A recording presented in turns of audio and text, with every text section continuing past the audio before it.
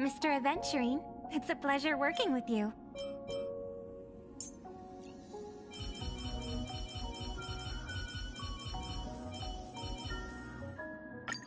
How splendid. We can perform yet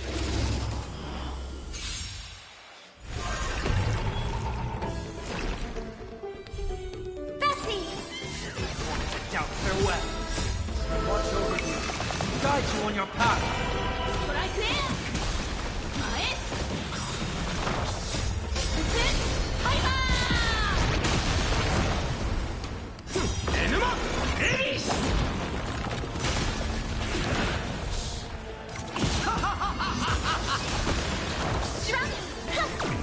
Serenity is before me.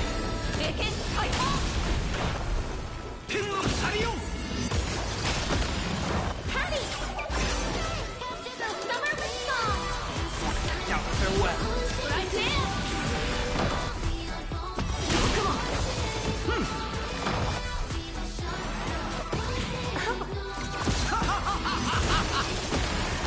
Serenity is before me.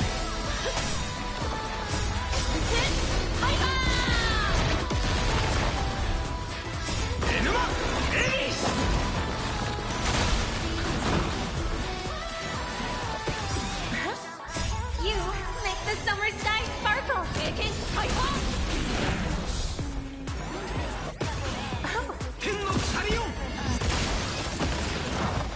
Out farewell. Watch over you. Guide you on your path.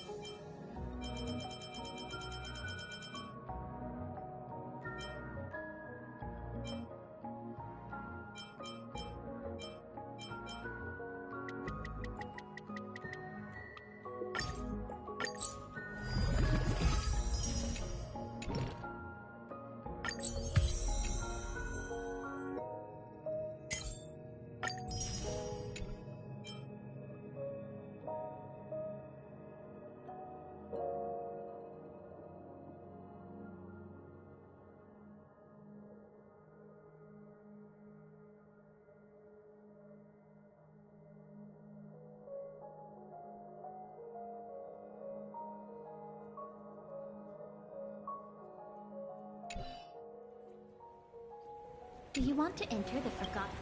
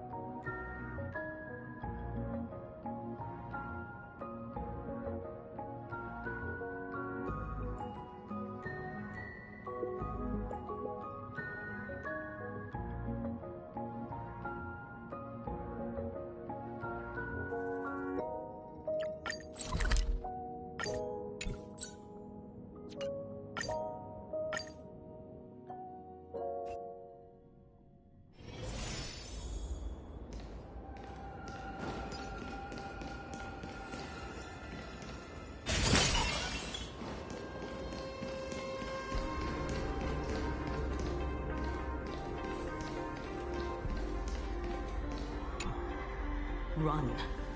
Once the veracity awakens, you'll have nowhere to run.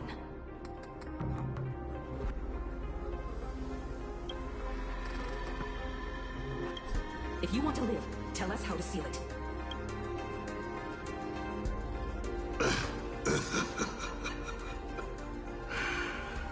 It's too late.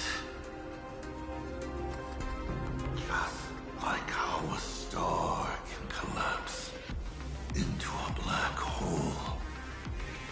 Once hunger crosses its limit, the husk's awakening will be unstoppable. I've waited thousands of years for this, watching my plans be disrupted, rectified, and delayed time after time. But a true plan doesn't require ingenious calculations. All it needs is patience. Nothing can compete against time, especially time armed with patience. This isn't for you to decide.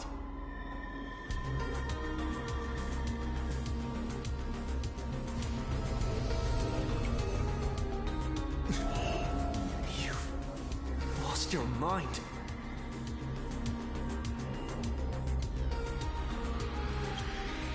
He wants to offer himself up as a sacrifice to satiate the husk. Offer myself up? You flatter me. My plan was to offer you, and all the supplicants to the husk.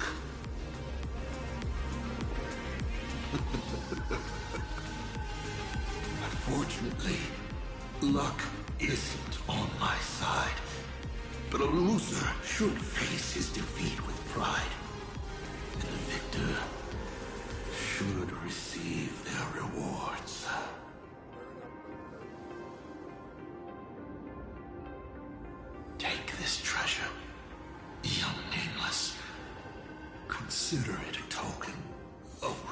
mission from a former navigator. Show it. How you'll face the coming challenge. The fragments of the divine are due to feed.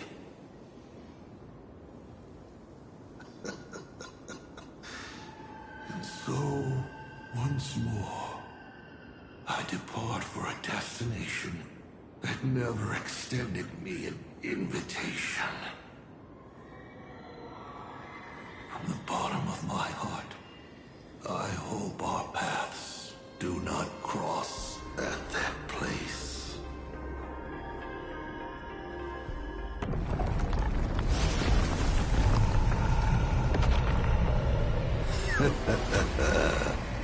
It's too late. The veracity has awakened. Now, run.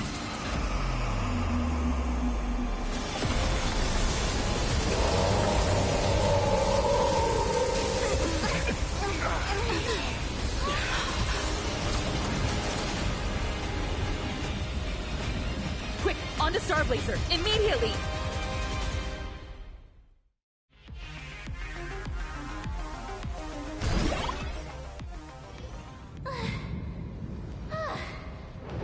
Can a girl even catch her breath after defeating a villain? Sakamada's dead, but he's already nailed the apocalyptic nightmare firmly into the fabric of this world. So, where are we headed next? Who are we fighting this time? We gotta do something, right? The destination's always been clear. We're heading to Perdido Station. Calm down, March. Fighting isn't the only thing the nameless are good for. Leading people safely out of their predicament. That's a mission even more true to the Trailblaze Creed than taking down a formidable foe. That's exactly what we're about. Himeko, are you saying... The husk soul thing can no longer be avoided. So from now on, we need to use what time we have left to do what the Astral Express does best. Everyone, I've arrived at the same conclusion. The husk's activity index is rising exponentially. It's only a matter of time before the seal completely disintegrates.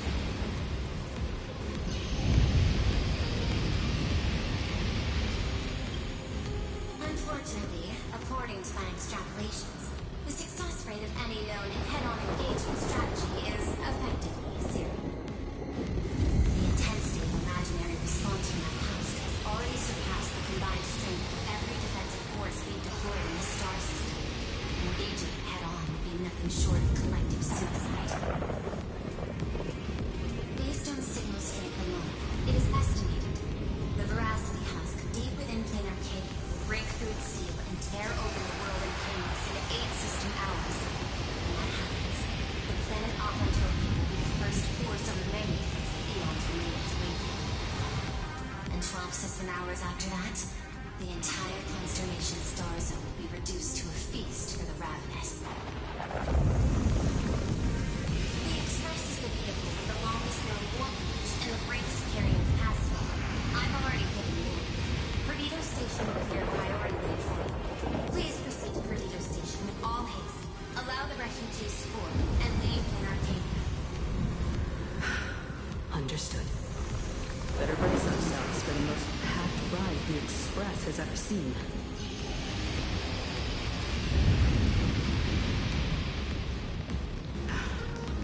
How much longer can the Elwood's roads hold out? We're running out of time.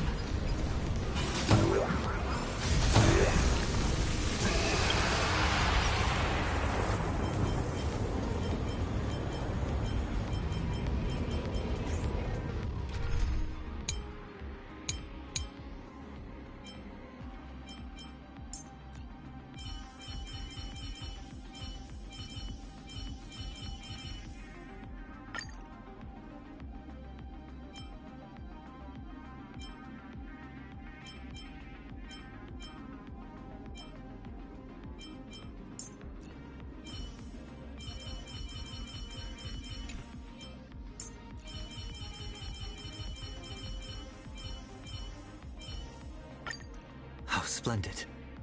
We can perform yet another tune. Initiate route clearance.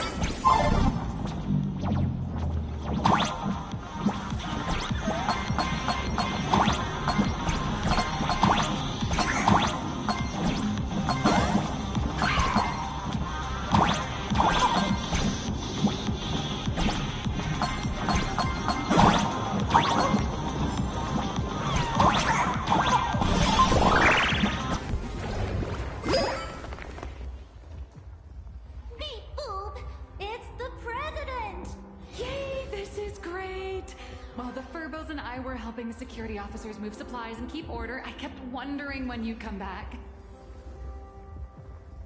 You really made it! Oh, no wonder you're the protagonist. Lucky as always.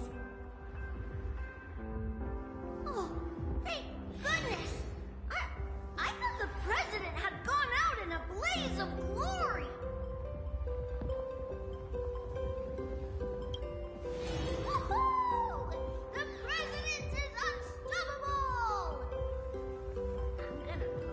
Amazing news online right now!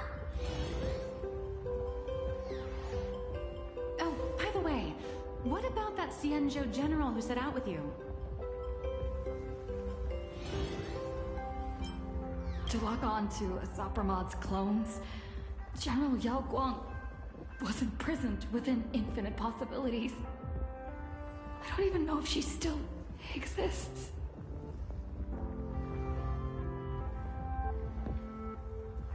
I see.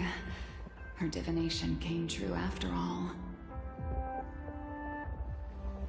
But, hey! There's no word she's dead for certain. Which means she's definitely still out there. I'll find a way to bring her back. I promise. I'm afraid now's not exactly the time for this. The ground outside is shaking like crazy. Looks like some big trouble is rearing its ugly head. I spotted Miss Kuchiba on a call with my creditor, the esteemed Madame Pearl.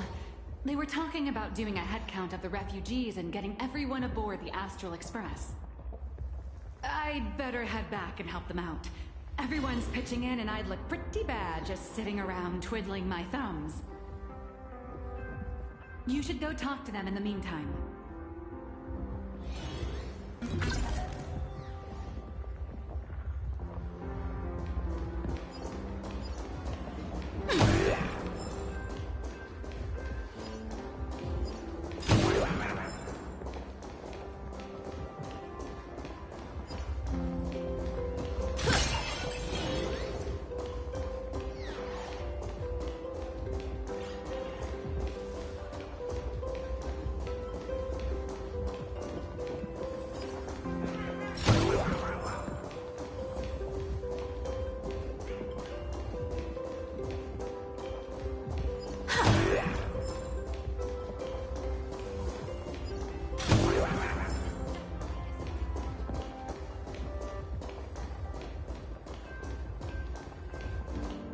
Madam Pearl, I have to ask.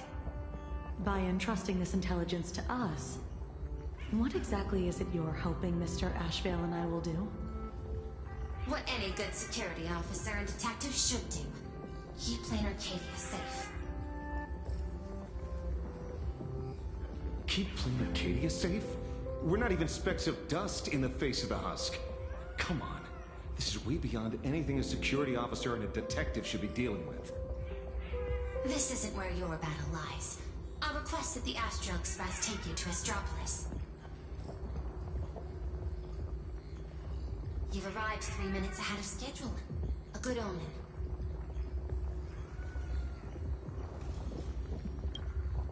Interesting. And what would you have us do? File a petition? Stage a protest? To the IPC and all their superiority, we're not even ants worth stepping on. The intelligence I'm entrusting to you both comes from years of personal investigation.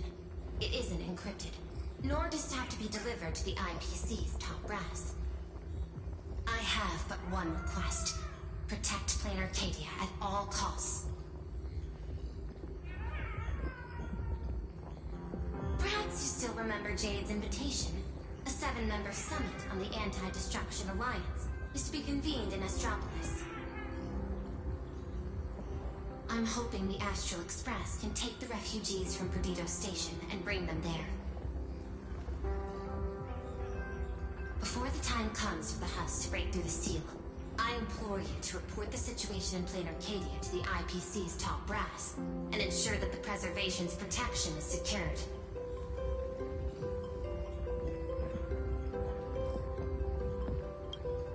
So it seems you're not sure how the IPC plans to handle the crisis in Plain Arcadia either. I know the higher-ups' decision-making all too well. Some of them fit the name Stonehearts better than I ever could. Given the current state in Plain Arcadia, I wouldn't put it past someone to propose deploying Star Destroyer arsenals to eliminate the threat once and for all.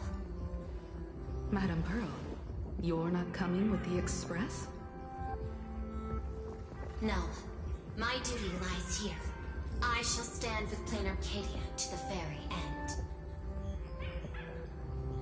Besides, the artistic realm I've sought for so long is finally smiling upon me. 1,000 years ago, Graphia encanvassed the entire world in that very same moment of peril. Now that I have another chance to put brush to canvas, how could I possibly let it slip away? There's no need to worry about me. I've already made arrangements in Astropolis for the current situation.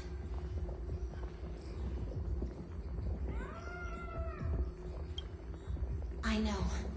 The Nameless have always been brave enough to linger in the direst of plights. Running away has never been your style. But that's exactly why I'm asking you to bear this decision. The one that's harder for you than any other. There is still hope. So long as even a single stroke remains to be drawn upon the blank spaces of fate's canvas, the masterpiece that is Plain Arcadia will not be lost, and the Phantasmoon Games are far from over. No matter how dire things get, we shall find it in ourselves to smile. For this is a ceremony meant to bring joy and miracles to the world. Yes, there's still hope. Madam Pearl, I once said that the Trailblaze would serve as the sail for the Anti-Destruction Alliance. And so, in times of fierce winds and rough seas, that's precisely when a sail must do its part.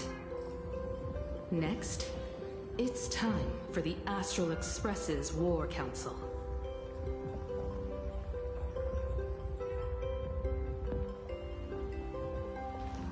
Everyone, we're short on time. Refugees are gathering at Perdido Station, and we need to get them aboard the Express as quickly as possible.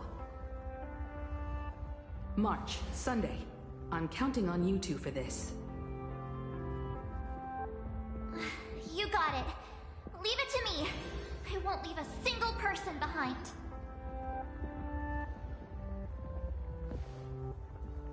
Once the Express departs, I'll need you to handle navigation and keep things in order on board.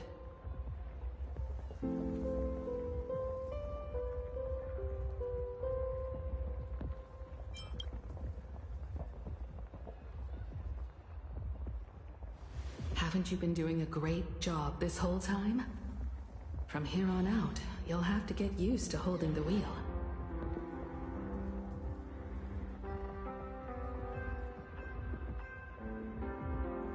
As for me, I'm the one who set out from this place, and the one who's come back.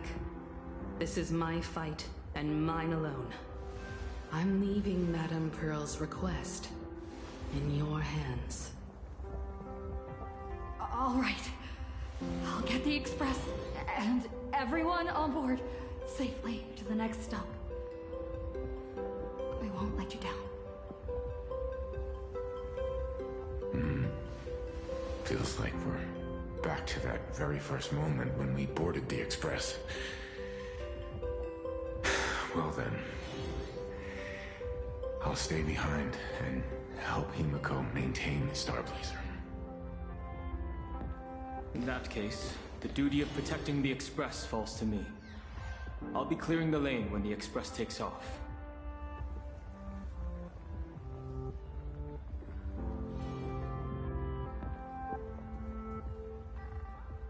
One last thing before we depart. Sunday, I have a gift for you.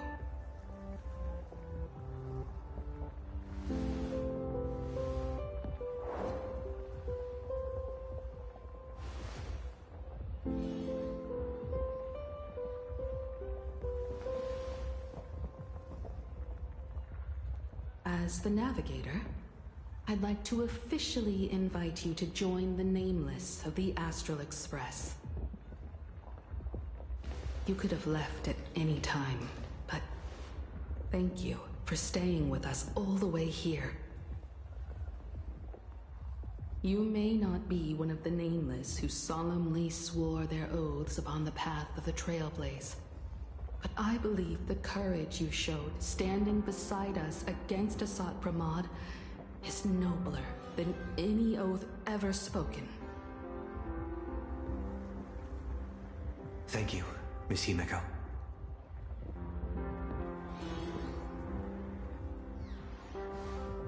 Though plain Arcadia was not the place I sought, I still believe that somewhere at the end of the road I have yet to walk, there exists something more enduring, something truly worthy of being called an Arcadia. To that end, I'm willing to walk this path with you all, to witness it, and to see it through to the future that awaits us.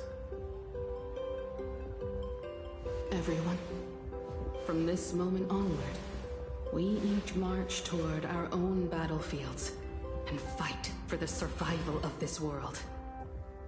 But this is no farewell. I won't say goodbye to any of you. Not while we're still walking the same path. This journey leads us starward.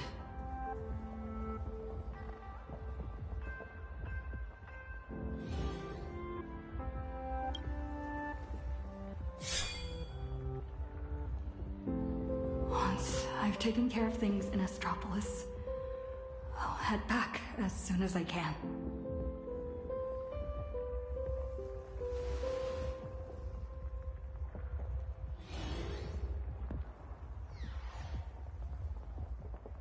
Attention, all evacuees at the Perdido station. Please form an orderly line and board the Astral Express for immediate transport to Astropolis. I repeat, please form an orderly line and board the Astral Express for immediate transport to Astropolis. There's still a little more time before departure. Make the most of it and say goodbye to your friends.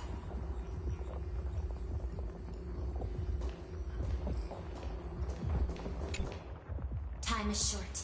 It's about time for both you and the Express to depart. I can tell you still have your doubts. No human force stands a chance against the husk, but plain Arcadia itself still harbors many inactive, torn scrolls, or fragments of space that are stable. I'll open every safe space we have, and order the security forces to evacuate the civilians at full capacity. I can't make any promises, but you have my word. I I will marshal every last bit of processing power and stake everything I have to fight for their chance at survival. Graphia, Silverwolf, and I have reached an agreement. We're going to repaint the boundary. Using the residual probability disturbances left in the wake of Assad Pramod's dissolution, along with the wish power network across the Arcadia that hasn't yet been consumed by the husk, we will attempt to further fold this world inward by one additional layer. This won't create a haven that lasts forever. It's just a fragile buffer, but perhaps it can buy us one more minute.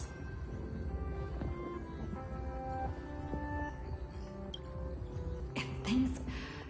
How do we get word back to you?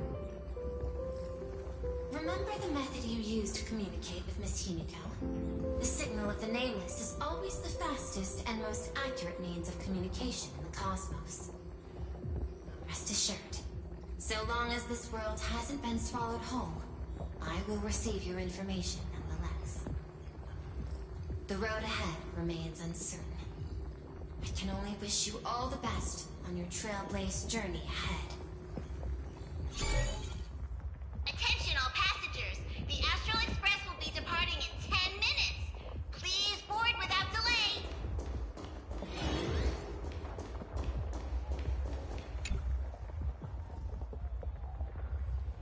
Senior? I heard the Express is heading for Astropolis.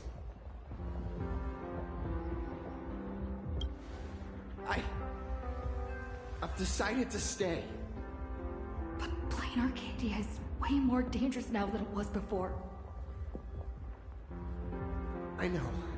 I'm just an actor who plays a hero. I don't have the kind of powers you all do. But I can stay behind with the IPC security forces and do more. After all, a hero isn't someone who strikes a pose where the biggest crowd is. It's someone who shows up where they're needed the most.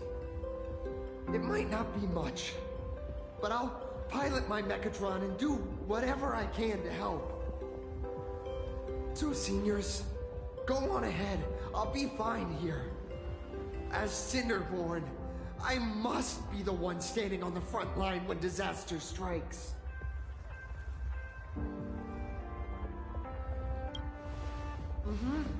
I sure will. You guys all stay safe too. Attention all passengers! The Astral Express will be departing in 5 minutes! Please board without delay! I should get going.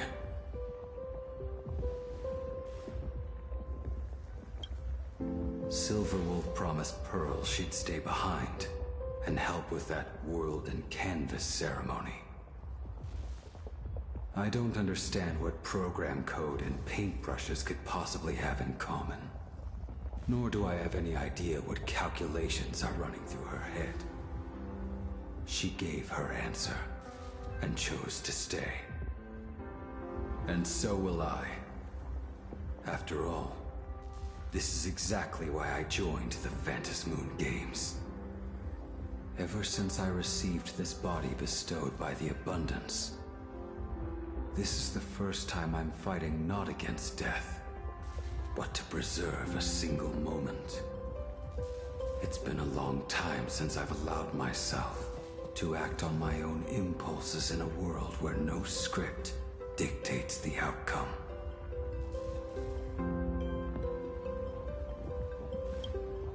You too.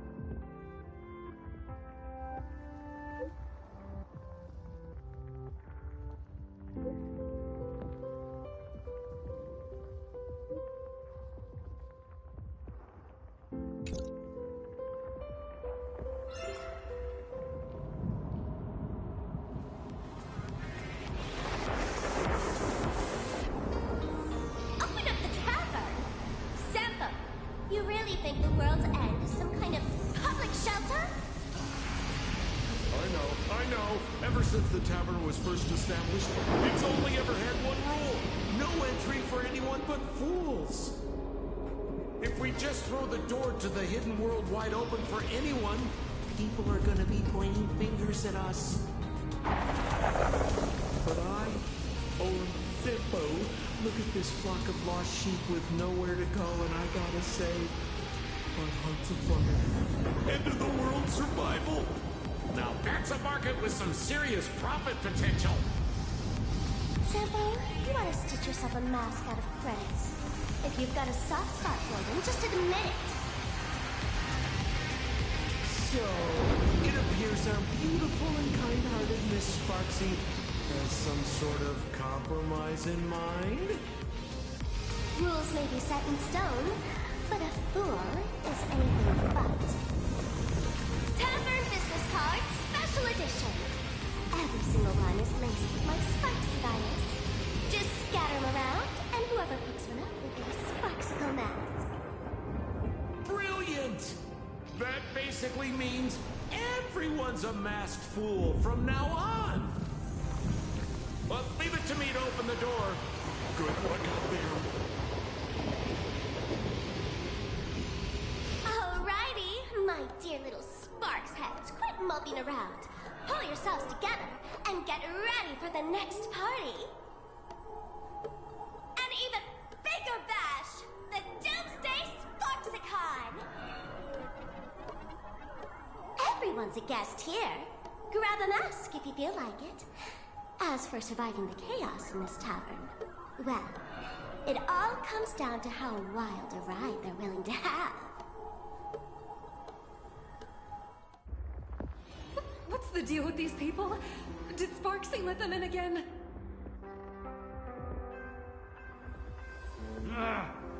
Darn it! Sampo, who told you to open the tavern door to these regular people?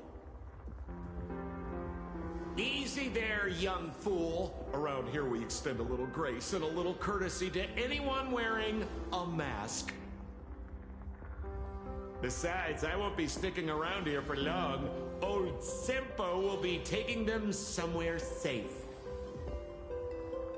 Let old Simpo think for a second here. Where should our Doomsday Tour group take our new friends for a little sightseeing? Lushaka? These old legs can't afford to get rheumatism on top of everything else. Planet Screwlum? Those Intellitrons are way too cold. Wait, cold? Haha, I got it. Stick with moi, everyone. For only 10 credits each, I'll take you somewhere with absolutely gorgeous scenery. The Bellabog Tour Group is officially open for business! Huh. Masked fools are pretty impressive when they actually get their act together. Guess I better pick up the pace too. Attention all passengers! The Astral Express will be departing in 3 minutes! Please board without delay! Time to get going.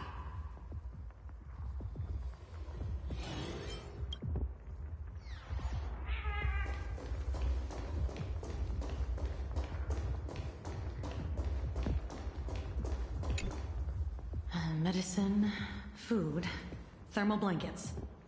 This is the last crate. Madame Pearl told us there'd be people in Astropolis to receive the refugees. But we should still bring some emergency supplies just in case. Better safe than sorry. The Marketing Development Department and the Technology Department left behind one hell of a mess before she took over this world. And she wants to hand over every last shred of evidence she's gathered over the years to us, so we can deliver it right under the IPC's nose.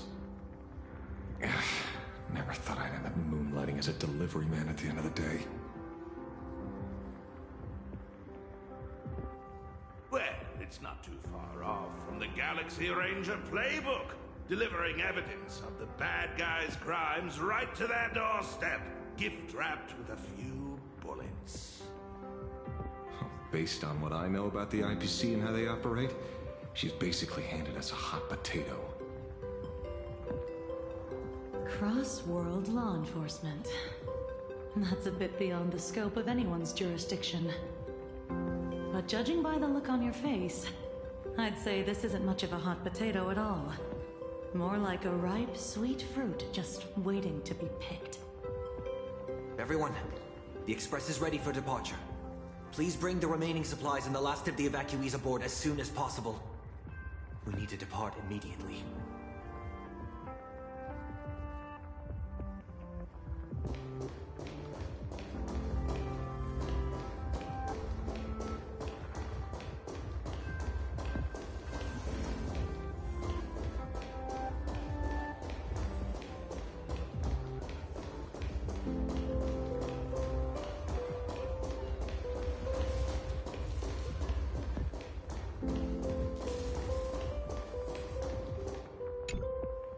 Holy for bully!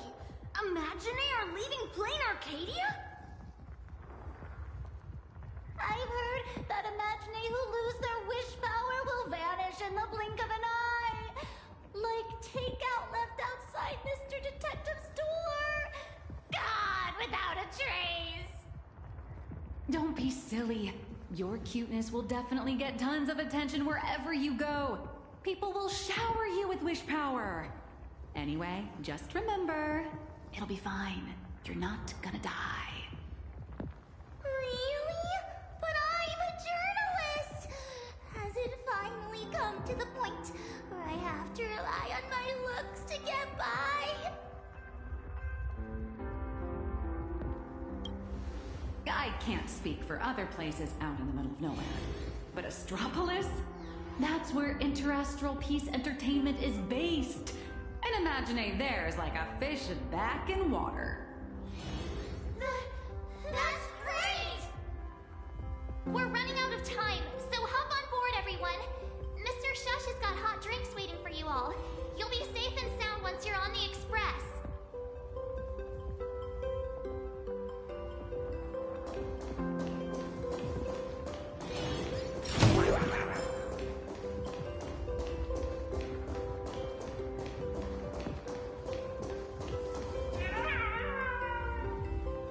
Time to get going.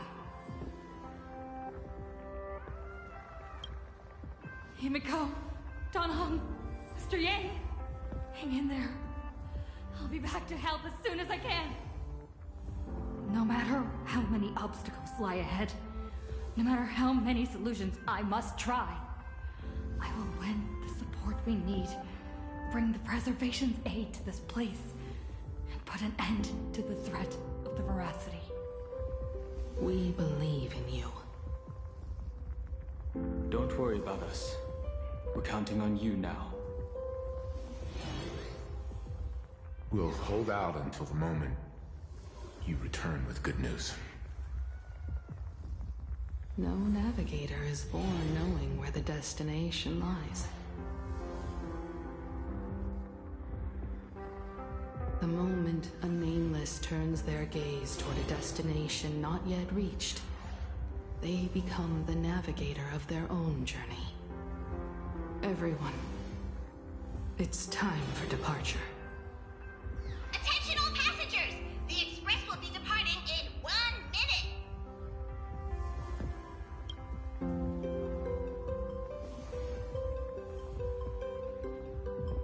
Express is about to make the jump! Express is about to make the jump! Please be seated and hold on!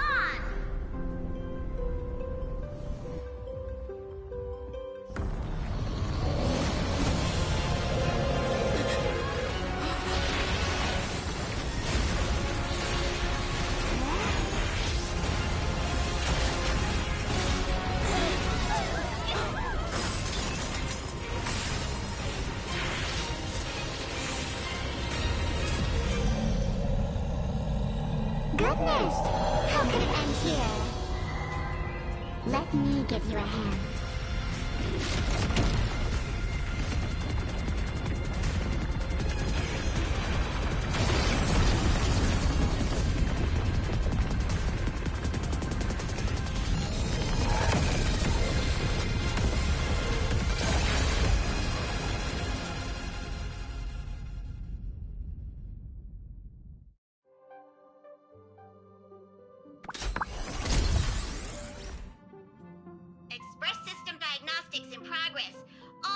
passengers please remain calm and stay where you are?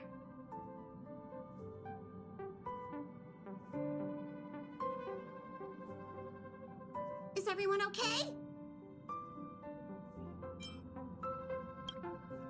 For a moment, I thought I was a goner back there. I think I'm getting a little motion sick. You're lucky you can even feel motion sick. We almost didn't make it back there. Did you guys see that giant hand sweep past the window? It just came down from the sky and swatted the Phantom Moon away.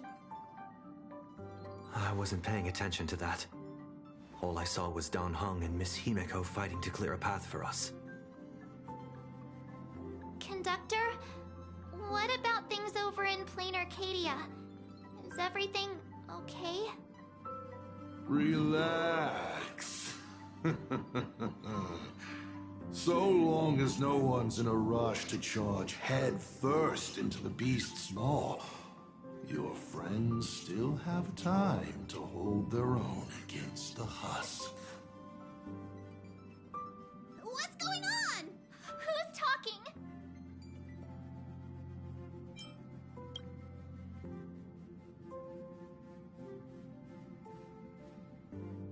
Why would you bring something like that back here?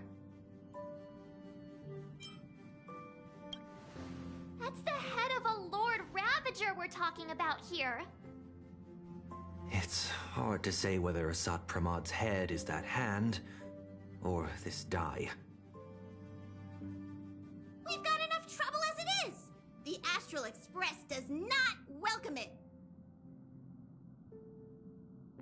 Dear conductor, don't you think that's a little harsh?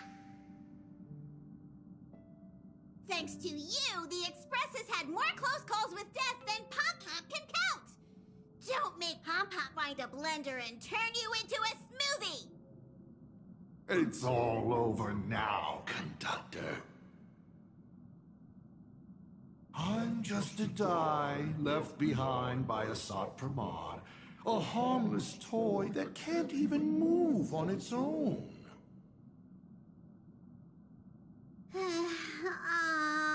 I see. How did things end up like this? Life is full of surprises, I suppose. Sorry for all the trouble I've caused you.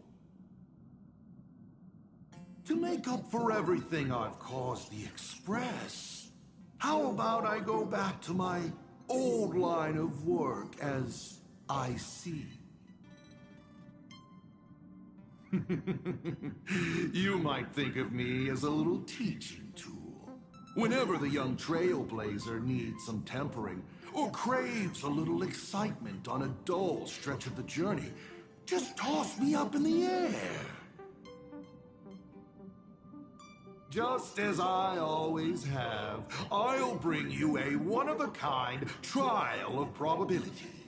After all, learning to stay true to your path amidst chaos and the unexpected, that's one of the most important lessons for the Nameless, isn't it?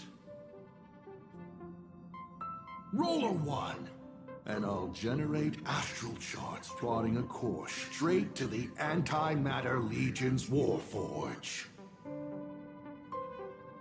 Roll a 2, and for the next hour, every beverage on the Express will be replaced with high-energy fuel, or Von Walk's iron-eating stomach acid.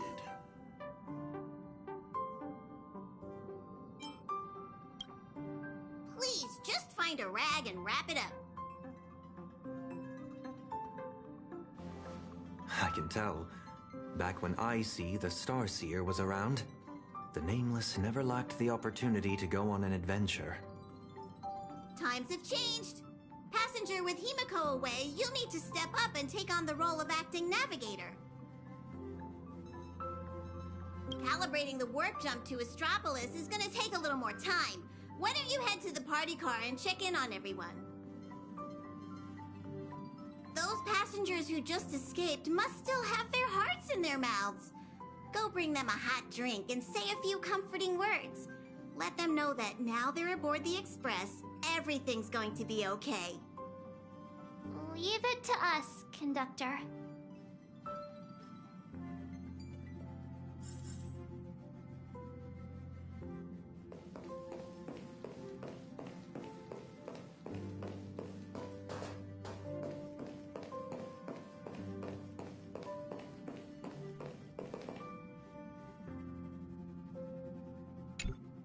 Acting navigator, what's up?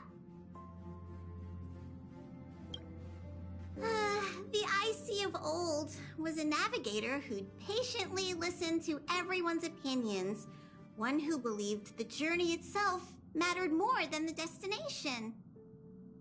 He always managed to take the Express on routes that led to the strangest worlds, and somehow he always managed to drag us into the most terrifying trouble, too.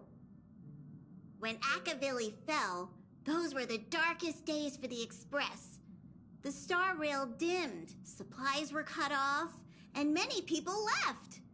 But he stayed and even mentored reliable successors like Falcon Amundsen. How did he end up like this, from the person he was back then? It's a curio he's kept on him since long before he became a navigator.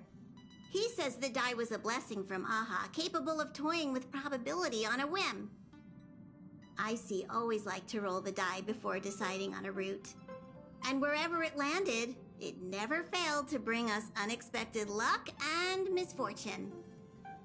Pom-Pom still remembered this one time when the die sent the Express straight into a graveyard of anti-organic vanguards left over from the Emperor's war period.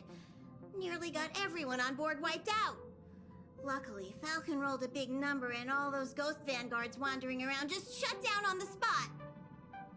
Even though Icy always said misfortune tempers the nameless, everyone's blood pressure still went up and down right along with that die. That thing is way too dangerous. You gotta be careful with it.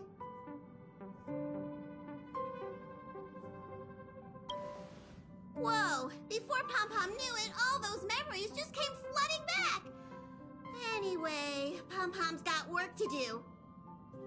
Now hurry along to the party car. Everyone's been waiting for you.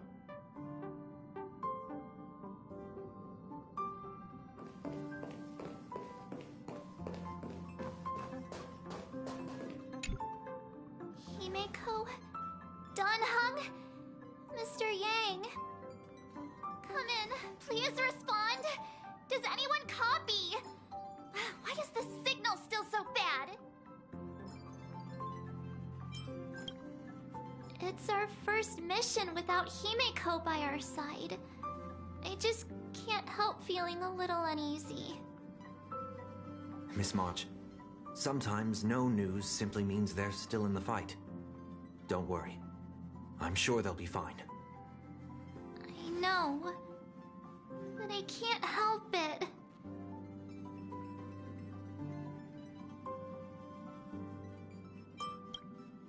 For the time being, the only thing we can do is get to Astropolis.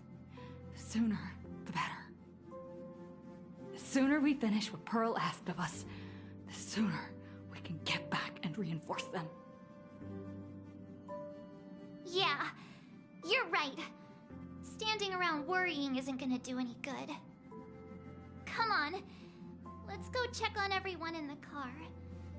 And then, full speed ahead to Astropolis.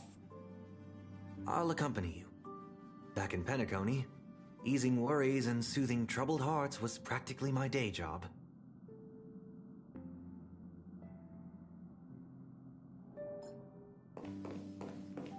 March, Sunday. Time to head over to the party car and check on the refugees.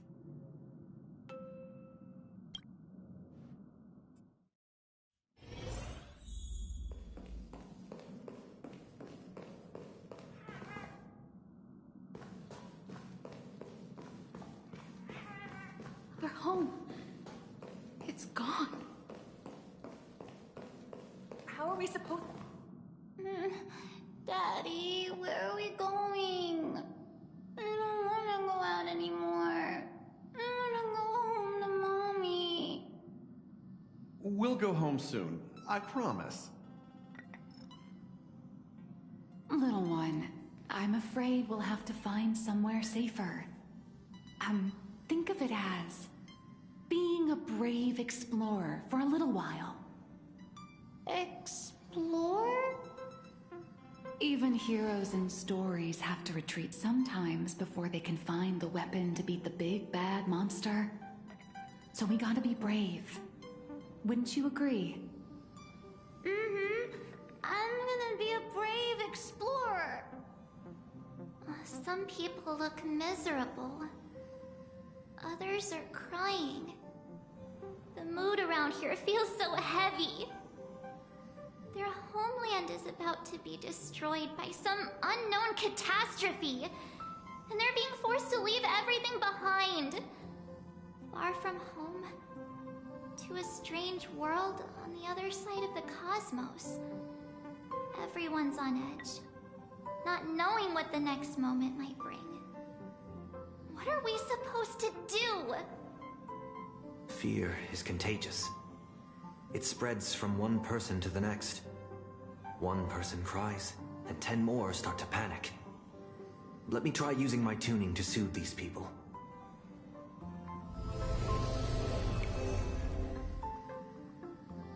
Strange. I can't sense their feelings anymore. The power bestowed upon me by the Mask of Elation. It's gone. Is it because we're outside of plain Arcadia now?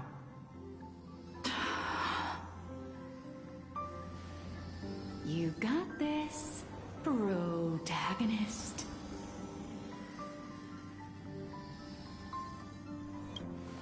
Tuning might relieve them from panic for a while, but it won't help them see the situation for what it really is. These people don't need some lofty, out-of-reach promise. All we need to give them is a clear, safe next step.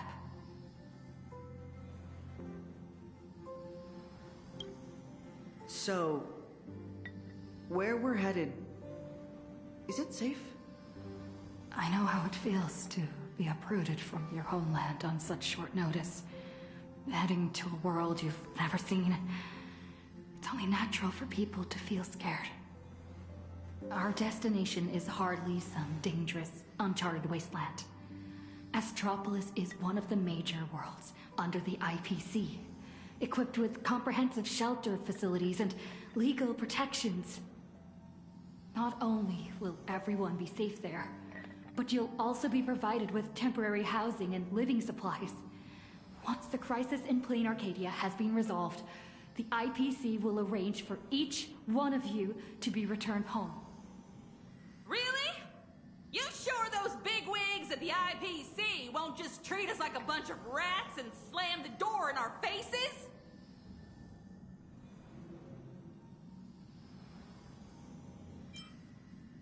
Everyone, our friend here has some serious connections with the bigwigs in the Strategic Investment Department. I'm sure you've all heard the story of how she fought for the interests of Eurylos 6, haven't you?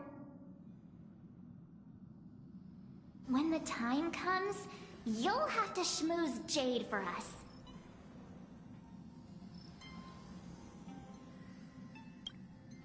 I know that some of you still have loved ones back in your homeland. And some are grieving for all that it's been through.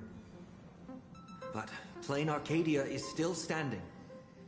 Its light still shines on the Express's astral charts. Because there are still many brave souls fighting on that land. The Nameless, the Stellaron Hunters, the Masked Fools, and, of course, Madame Pearl. But is there truly any way to stop those things crawling out from underground? Everyone! The Astral Express just took down a Lord Ravager, and the ones still there in Plain Arcadia are none other than her most trustworthy companions. I have faith in them. The same way I have faith in everyone here in this car right now. They haven't given up on this world.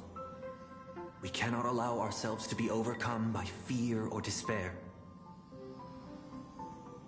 Everyone, once we reach Astropolis safely, we can bring the crisis in plain Arcadia to the attention of more powerful forces across the cosmos. And when that happens, everything taking place on this planet will receive the reinforcements it desperately needs. And that's what this journey is all about. Carrying the spark of hope out there for those fighting the good fight. Astropolis. I've heard of that place. It should be safe. The Trailblazer's strength. She wouldn't lie to us, would she? We need to get the children out. The Astral Express. Nice work.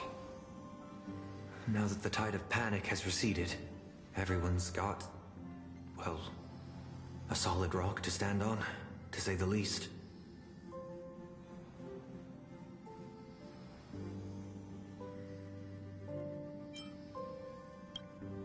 Oh, really? So all those times you don't talk, you're just acting cool? In any case, we can deal with whatever trouble the future throws at us after we get to Astropolis. Attention, everyone! Calibration is complete. The Express will be warping to Astropolis shortly. For your safety, please find the nearest seat and buckle up. Sounds like the conductor's all set. Let's grab a seat.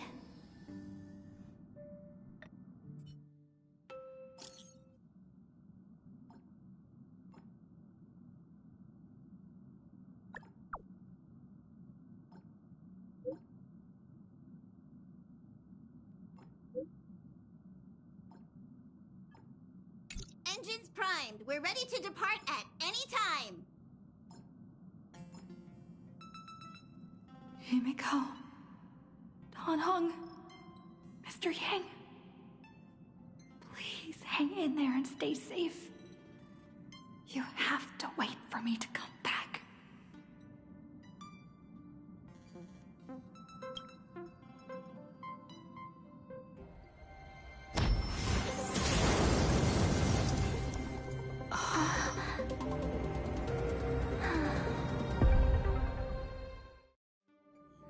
So that giant cube is... Attention, all passengers. The warp jump is complete. We have arrived safely at Astropolis.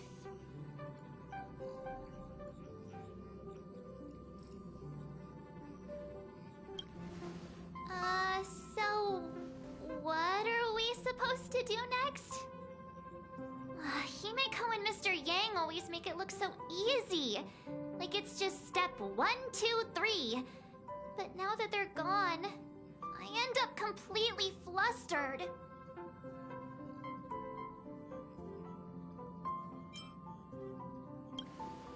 As per tradition, every time the Express makes a stop, we Nameless gather first to decide on our next course of action. Incoming encrypted transmission from Astropolis.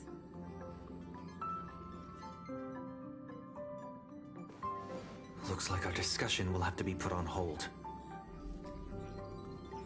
Friends of the Astral Express, you're finally here. I've been receiving intermittent hyperspace transmissions from Pearl. I'm now up to speed on the emergency in plain Arcadia, where the husk is about to break free. Himeko and Madame Pearl, are they okay? Based on the timestamps, they were still fighting as of right before your arrival here. I'll authorize landing clearance for you immediately, and have someone sent to receive you. Welcome to Astropolis. I've also made proper arrangements for accommodating the refugees. Please have the representative from the Department of Aberration Defense coordinate with them. It's rare to see Madame Jade without a trace of a smile on her face. Well, you know what they say.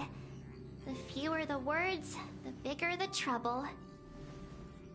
I'll go notify the conductor and get the docking car ready.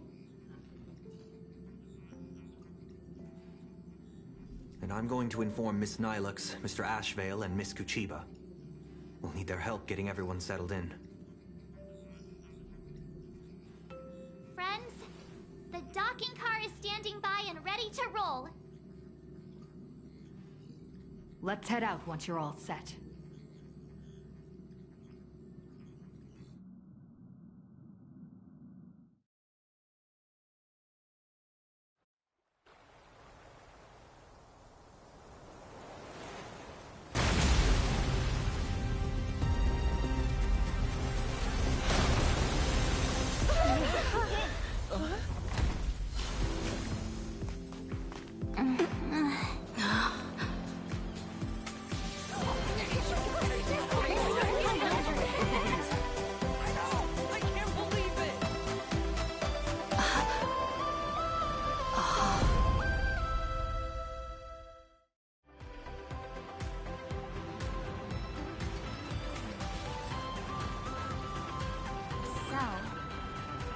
Astropolis? Trampolines, beach volleyball, and the smell of barbecue wafting in from who knows where. Guess this is what vacations are all about. We just barely escaped with our lives. And now we're suddenly greeted by this scene of peace and prosperity. It feels surreal. Like stepping back into Penacony all over again. For the people of Astropolis, the events unfolding in plain Arcadia still seem like a distant affair. It's hard to imagine what will go through their heads when they hear the news of the Veracity Husk's revival.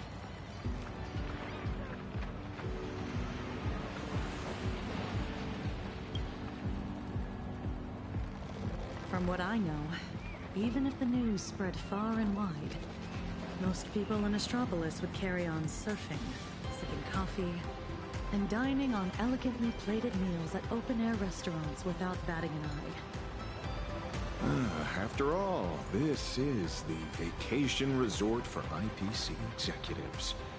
These people get parasitized by a certain kind of power. They always have this delusion that the fire will never burn its way to them. The refugees on the Express can't just sit around twiddling their thumbs. We need to report this to the Astropolis authorities ASAP. Just leave that to Mr. Ashvale and me. Sounds like a plan. Now let's get moving. And don't forget to bring Mr. N along. His brain works faster than the two of ours put together. Oh, wait. Take me along, too. Everyone's got something to attend to. How can I just sit here doing nothing? Well, that won't be necessary. You see... Oh, right. As the Astral Express's biographer, your comic's still running, isn't it? You wouldn't want to miss out on the Express crew's adventures in Astropolis, would you? A fair point. But I can't just keep being a walking camera, can I? Miss Nilux, we understand how you feel. But the work Ashvale and I have ahead of us is... incredibly tedious. And will no doubt be up against Astropolis's massive bureaucratic machine. Please just leave all the bickering and legwork to us. Those two acting all hush-hush. Are they on some kind of secret mission or what? Madam Jade said she'd send someone to receive us. So, where's the guy? Hey! Hello! I've been waving forever and you didn't even notice me. It's me, your avian buddy Albert. Did you guys see that? One of the cars just came flying out like a surfboard. Who are these people?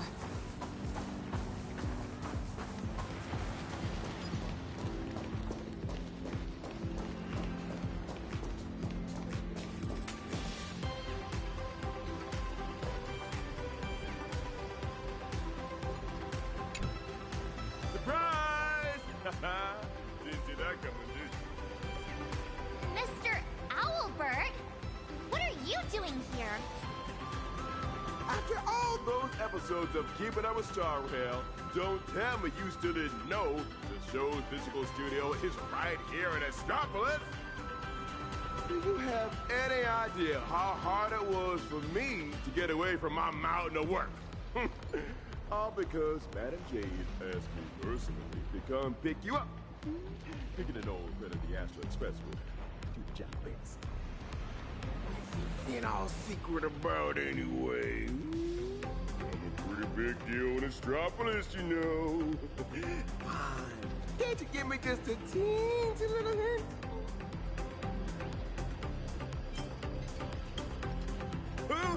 Hoo. I see. Not like a hoot.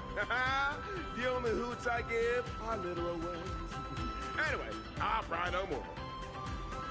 Wordplay? Seriously? At a time like this? Unbelievable. Easy there, young lady. There's no rush. Just follow me. We'll cut through the Tennessee Side Park, and Madam Jade will be waiting for you somewhere a little more convenient. In the meantime, allow me to give you a grand tour of the city of converging stars along the way. It's sights, it's culture, the whole shebang. Shall we?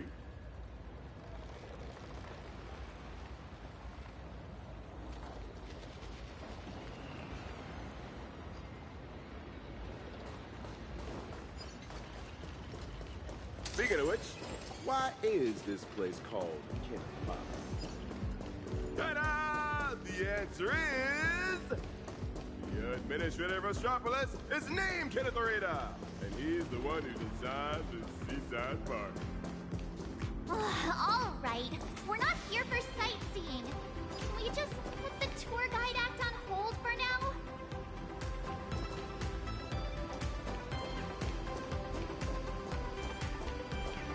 Here we are. Just head up this way. Madam Jade's waiting for you. Hotel Tavern. The Tide of Terminator Grand Hotel, huh? So this is the spot Madam Jade picked. Pretty tucked away, I gotta say. Wait, you've been here before, Miss Blurry? Well, I did actually live here for a while back in the day. You know how it is. As a comic artiste, my greatest talent is traveling around the world, alternating between field research and deadline crunches. Every time I do an interview, I can't help but envy you guests who get to travel far and wide and rack up all those amazing experiences. Sadly, work is like an invisible birdcage that I just can't seem to get away from. Well, the mission Madam Jade assigned to me is all wrapped up. Much as I hate to say goodbye to you all, I gotta be on my way and get back to recording the show. Before I head out, I hope you don't mind me asking, Trailblazer, since you graced Astropolis with your presence, would the Keeping Up with Star Rail production team have the honor of interviewing you and your friends?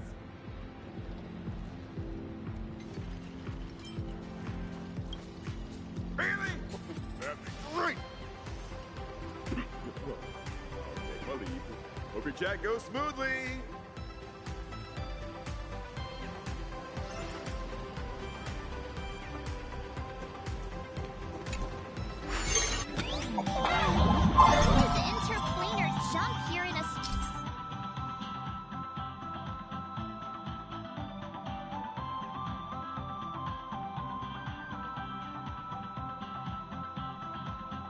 Astropolis, too. Come to think of it, I think I might have also spotted some Imagine along the way.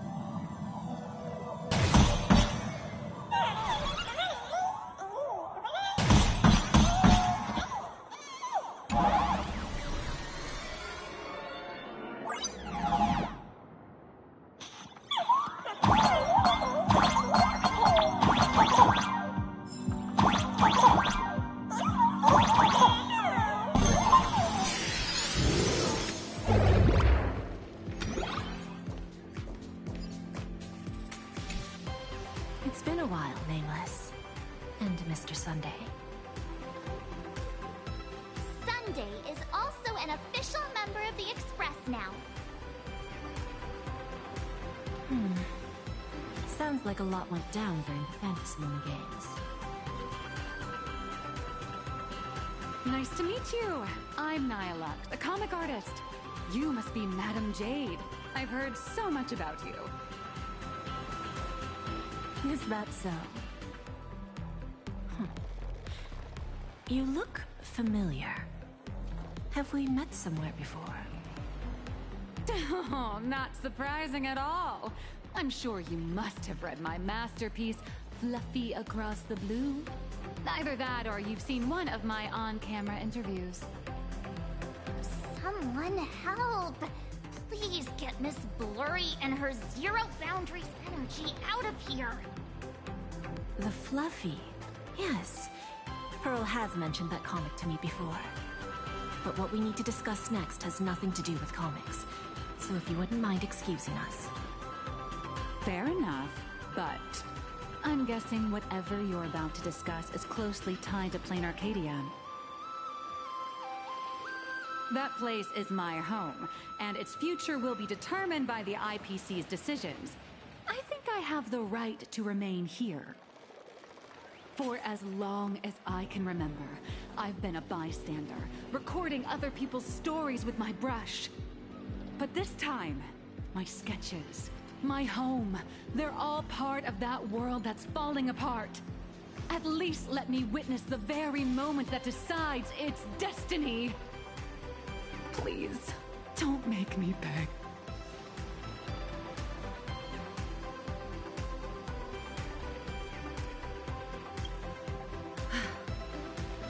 There are 8 system hours before the husk of veracity breaks through the seal. Pearl's transmission conveyed both her resolve and her plan to save them. She intended to invoke the gaze of the Amber Lord and borrow the power of preservation to encanvas Plain Arcadia once more, buying time against the husk's breakthrough. To that end, she was willing to offer up her cornerstone. But before her message could come through, someone within the IPC, as if they had already seen it coming, issued an early warning about the husk in Plain Arcadia spiraling out of control. At the same time, the one who issued the warning proposed a targeted plan: weaponize the Veracity's husk and transform it into a weapon against destruction. In which case, we would not only neutralize the threat posed by the husk, but also eliminate Nanook's minions once and for all. Perhaps even wound the Eon themselves.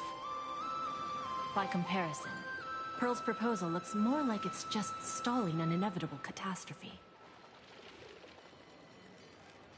Convert the husk into a weapon? If we do that, all of Plain Arcadia would cease to exist, wouldn't it? Once that happens, then Himiko and the others will... My friends, 2 Stellaron hunters, Madame Pearl, and countless citizens out there are still fighting for Plain Arcadia. As long as there's a chance to help them, as long as there's still a glimmer of hope, I'll pay any price without hesitation. But there is one price I refuse to pay. Their lives. So, who proposed this plan anyway? Oswaldo, from the Marketing Development Department. That monster! Does he have even an ounce of humanity? Human nature isn't even my main concern here. I'm more doubtful about whether this plan can actually work. I mean, was there really not a single person at the IPC who stood up and asked that guy if this plan even had a snowball's chance of working? Of course there was. But standing behind Oswaldo was none other than Miss Yabuli from the Technology Department. As the de facto leader of the Intelligentsia Guild, Yabuli has spent years researching this technology. She She's staking her personal reputation on seeing it put into practice. I assume you noticed the presence of Imagine on your journey here.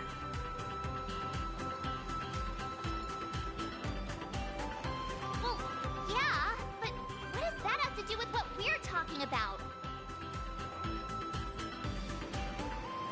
They're not visitors who migrated from plain Arcadia, but homegrown products of Astropolis itself.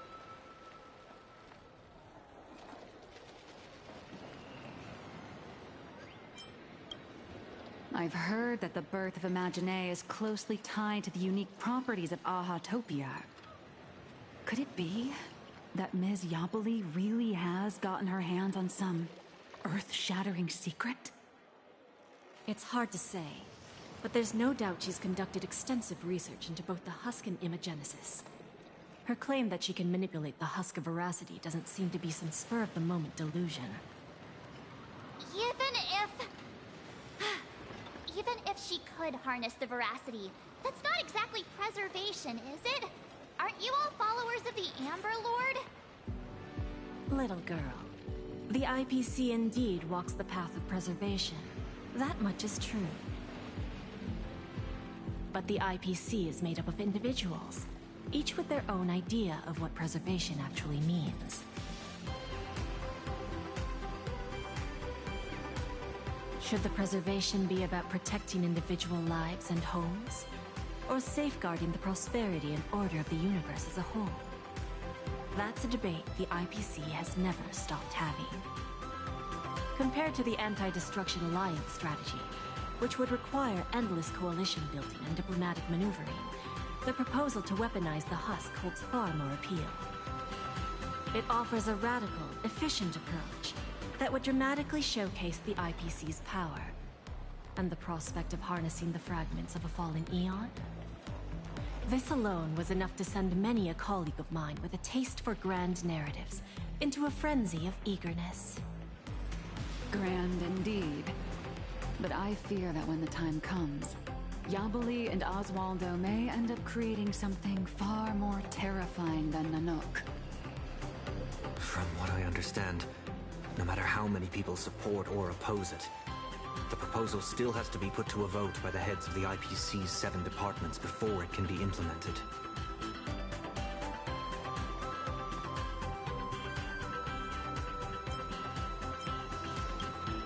Aside from Oswaldo and Yabli, Taravan from the Building Material Logistics Department also cast a vote in favor. Oh, that gluttonous butterball. Can't say I'm surprised. Everyone who meets him wonders if he's got some kind of family ties to the Veracity. Wait a minute.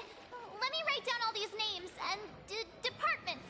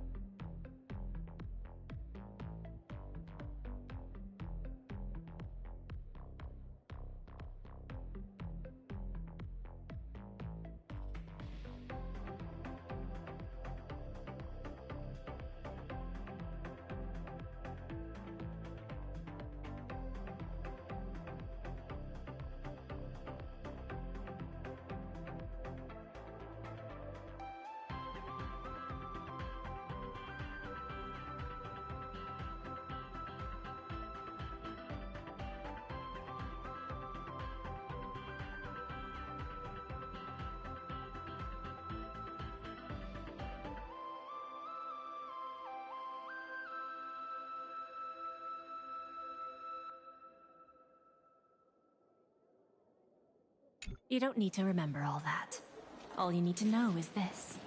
The score is 3-3. For the time being, we're tied. Whew. Thank goodness. Sounds like things haven't gone completely off the rails just yet. Wait. 7 departments, 7 votes. Did someone abstain? The power to cast the deciding vote fell into the hands of Mr. Arita from the Traditional Project Department. Instead of tipping his hand at the meeting, he postponed the vote. And in 5 system hours from now, he will give his answer at the Internal Decision-Making Conference. How long? 5 system hours? In other words, it's only a matter of 5 hours before Plain Arcadia gets canvassed again. Or becomes a total sacrifice to the weaponized husk. And our goal is to convince the undecided Mr. Arita?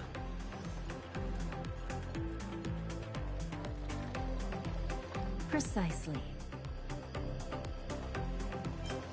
As a matter of fact, he refuses to meet with anyone, especially lobbyists from within the IPC.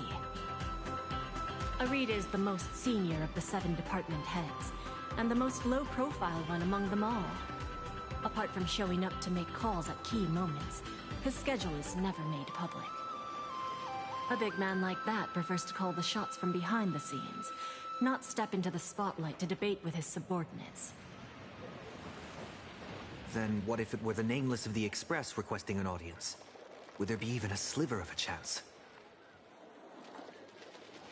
It's a long shot, but I guess we could give it a try.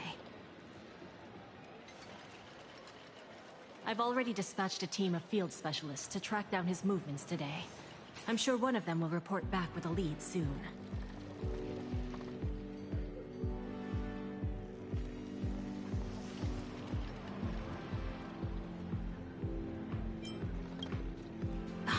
I'll talk Arita around.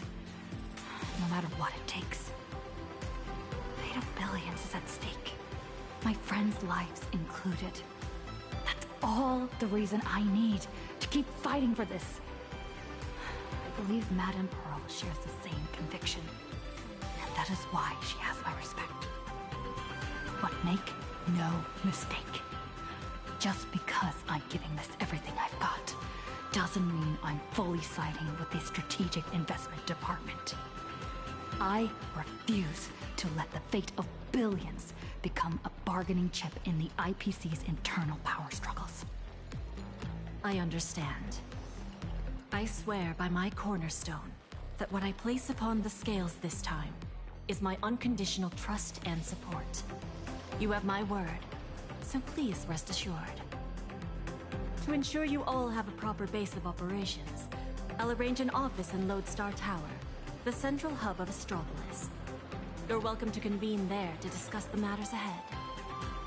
Well then, I shall take my leave.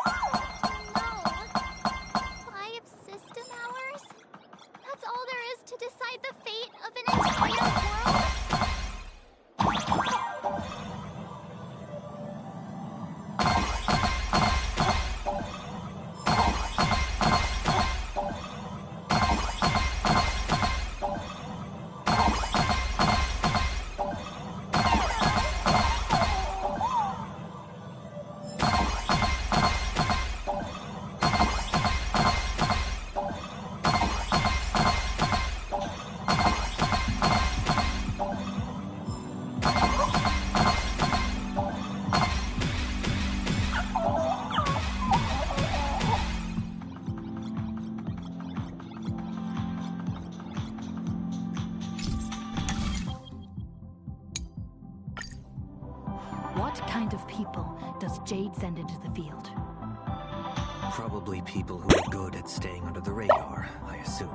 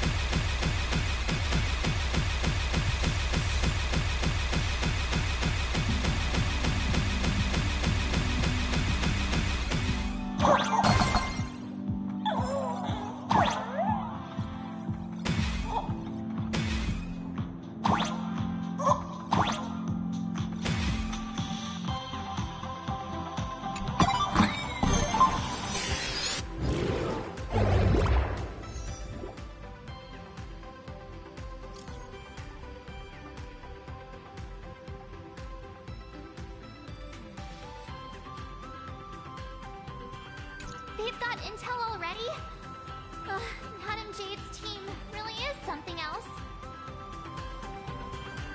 They want us to meet at a restaurant. Sounds like they found where Arita's been dining. So we just barge in and ask for a meeting? Would Arita even agree to see us?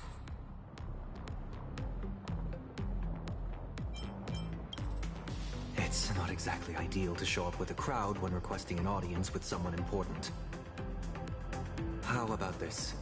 She and I will head out, while March and Miss Nihilux go on ahead to the Lodestar Tower and get settled in. What do you think? Fair enough. If I tagged along, I'd probably put my foot in it and make things harder for you two anyway. We can't delay any longer. Let's split up and get moving. Oh, right. This is my first time teaming up with you, huh, Sonny? Missing Don Hung already? Don't worry. I'll try not to hold you back.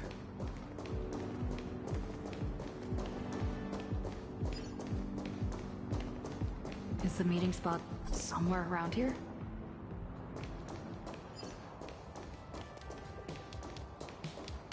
Is this all Astropolis has? Wait, that figure! Is that you, Scott? You're still alive?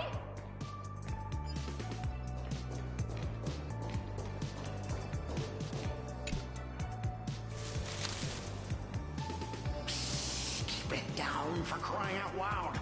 Can't you see I'm in the middle of a secret mission here? Thanks to your immense generosity, I, Scott, have come back from death, and now I'm back to repay the favor! And this is... Oh, I almost forgot. This is an old acquaintance of mine, Mr. Scott. The IPC victim from the bloodbath in Dovebrook. So, Mr. Scott, how exactly did you survive? Wasn't it all thanks to you screaming about getting revenge for me in front of everyone?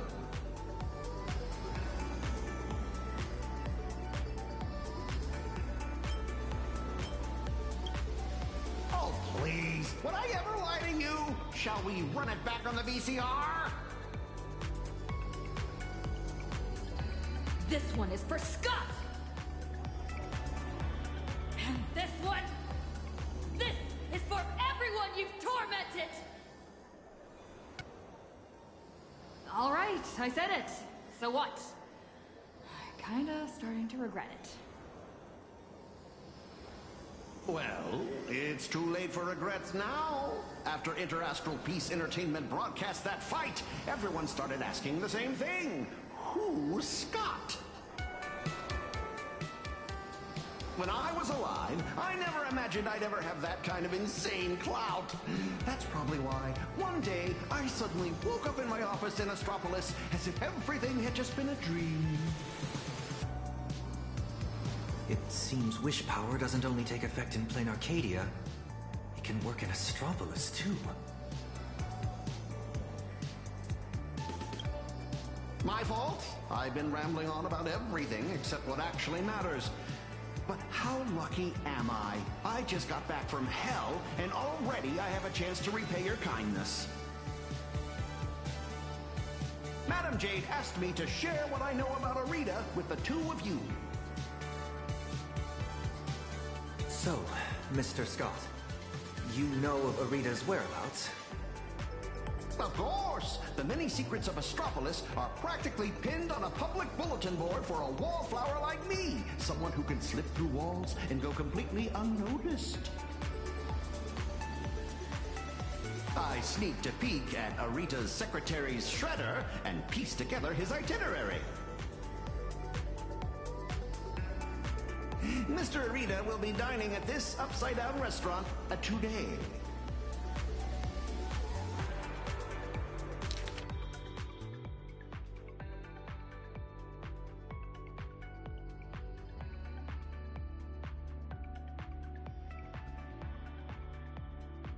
In that case, what are we waiting for?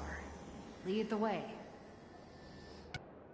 Who would have thought your single act of kindness would transcend worlds and come to our aid?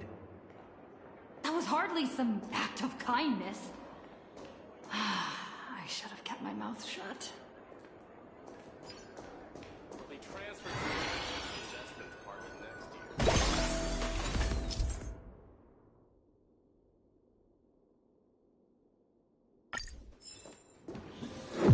Right this way, if you will. An anti-gravity corridor? It feels like I'm back in a Panaconian dream.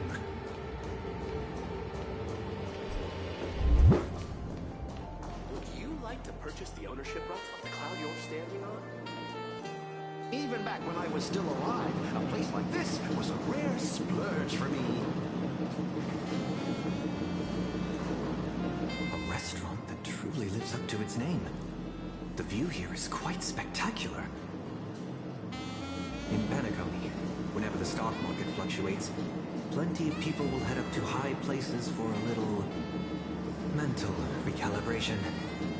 Does Astropolis share the same custom?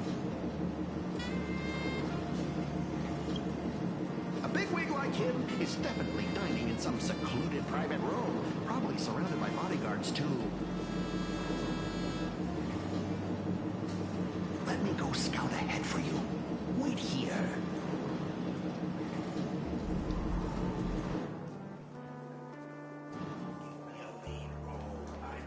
Welcome. May I ask, will you be dining with us or just stopping by for drinks?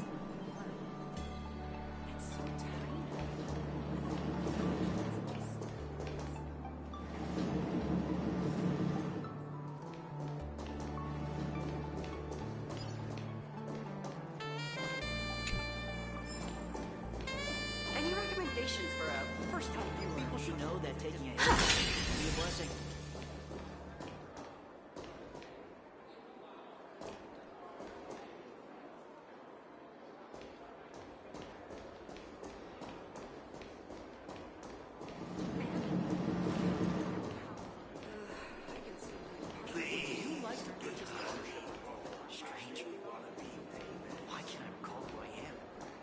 Would you like to try some Xianzhou delicacies?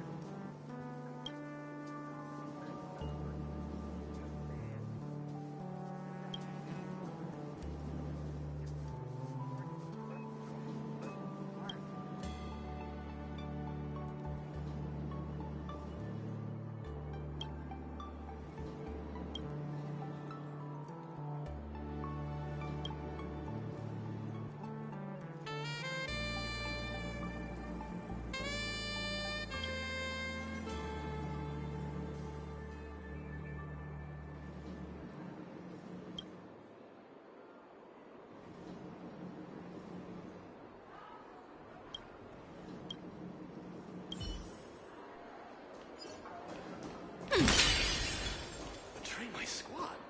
Never. Child prodigy who can cry in 5 seconds. One guest? This way, please.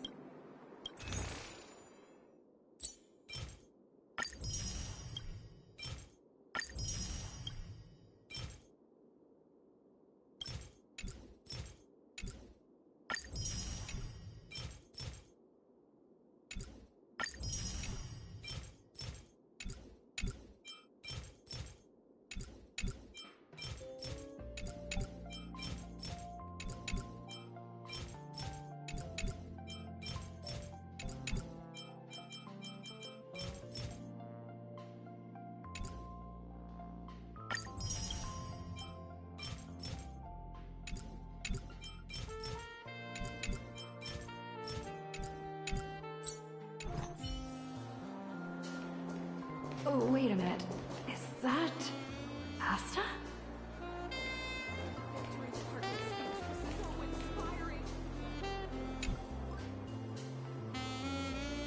Oh my, is that you?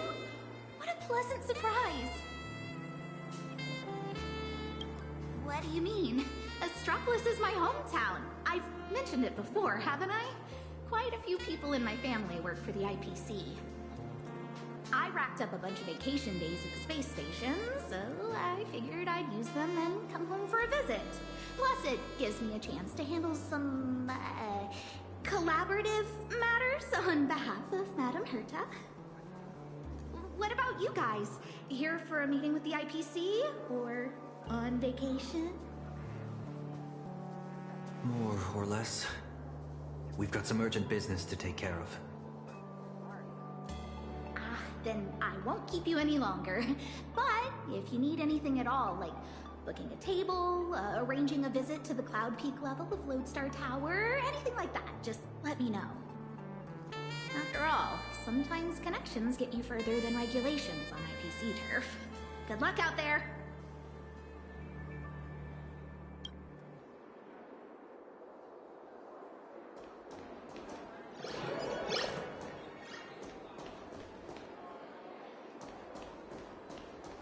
the way to turn these tourists into my KPI.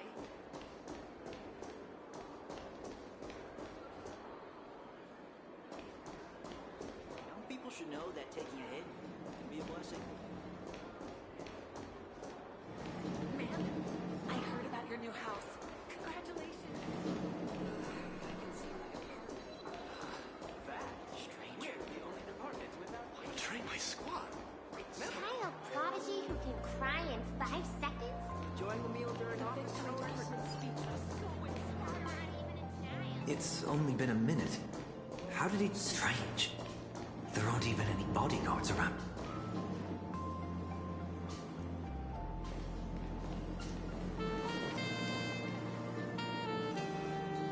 Do those shades look familiar to you? Wait. They appear to be Mr. Scott's. What exactly happened here?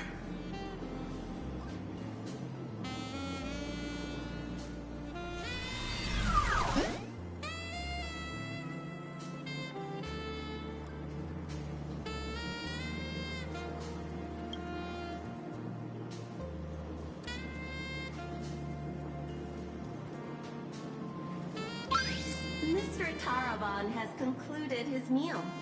Items consumed during his dining session: 100 portions of prime tomahawk steak, 30 blocks of dragon scale cheese, 10 servings of emerald mushroom salad, assorted mushaka blue spotted sashimi, and gold flake wine. Taravan? That's quite the appetite. And you are? I am Mr. Taravan's personal dietary management robot. My duties include monitoring his blood pressure before and after meals, and ensuring he takes his high-potency digestive enzymes and gout medication. My regards to you both. All for the Amber Lord, and that eternally bottomless dinner table.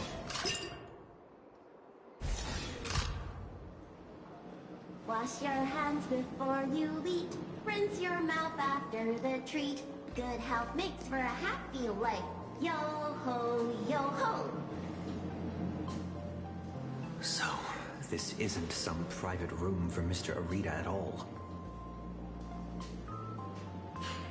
You guessed correctly, Penaconian exile. Please don't blame your poor ghost friend. His idea of stealth isn't nearly as impressive as he thinks, and neither is his brain. With just a little bit of misdirection, he dutifully led you straight here to me. Of course, I wouldn't be so bold as to let you disturb Mr. Taravan's meal without permission. Allow me to introduce myself. I'm Kenneth Arita of the Traditional Project Department. Traditional Project Department? Arita? Oh, why, of course not. I'm merely an adopted son, fortunate enough to bear the old gentleman's family name. If you think of all of Astropolis as one big sprawling family, then I'd be the butler of the household. And a butler's job is to know everything that goes on within the estate, down to the smallest detail, and to ensure no pests ever find their way inside to threaten the family's interests. I heard that the Astral Express had arrived in Astropolis, 3 nameless bringing a flock of refugees to beg for aid. Curiosity got the better of me, so I decided to come and take a look. And the result turns out to be disappointing. I'm sorry. There must have been some misunderstanding between us. Mr. Kenneth, we have an extremely urgent matter and would like to request an audience with Mr. Arita. Mr. Arita has already made his position clear to everyone. No lobbyists.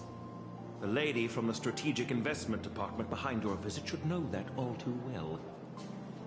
My father taught me that at the heart of every deal lies one thing: respect. But that lady showed no regard for Mr. Arita's wishes, sending bumbling spies, reckless lobbyists. Her actions were utterly devoid of respect.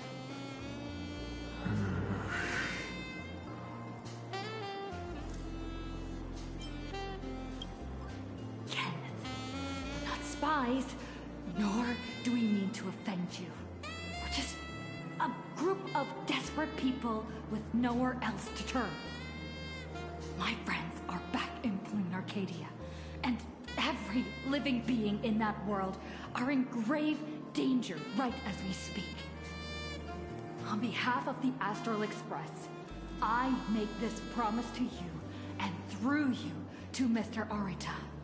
So long as he is willing to cast the deciding vote against the weaponization of the Husk, the Express will bear any and all costs and obligations that arise from it. Please, make sure this promise reaches him. The bond you share with your friends is truly moving. However, I'm afraid I can't do that. As for this spy right here, I can get him back to you. The heart of every deal lies in respect. Chew on that. I've said my piece.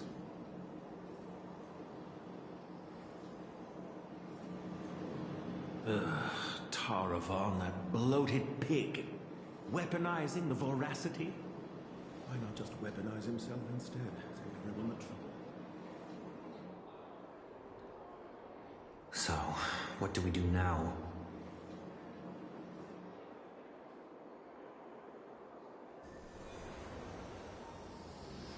I'm sorry. I messed everything up again.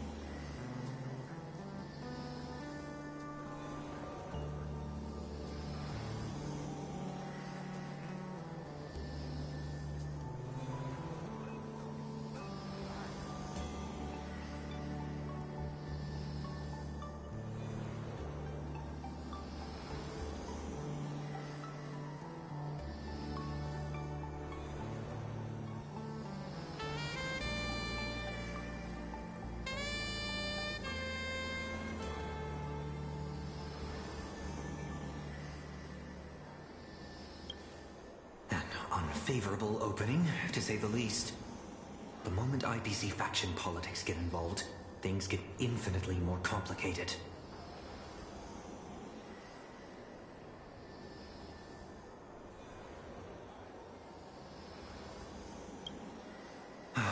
What do you think? Should we try a different approach, or keep up the chase?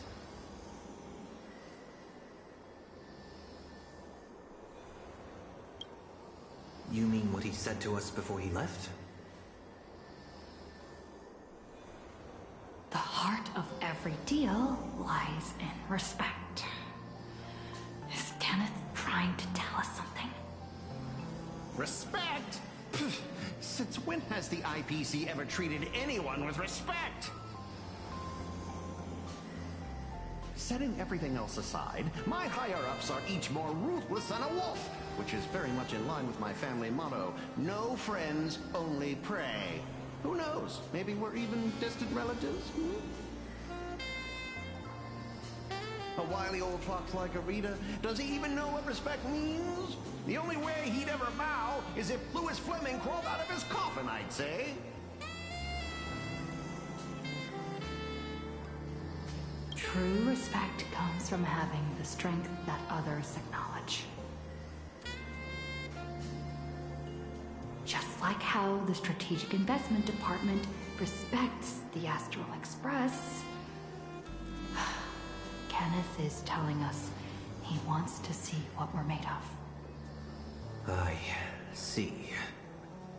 But what do we have that could earn his respect? Trying to bribe him would take wealth on old Odie's level to sway Arita.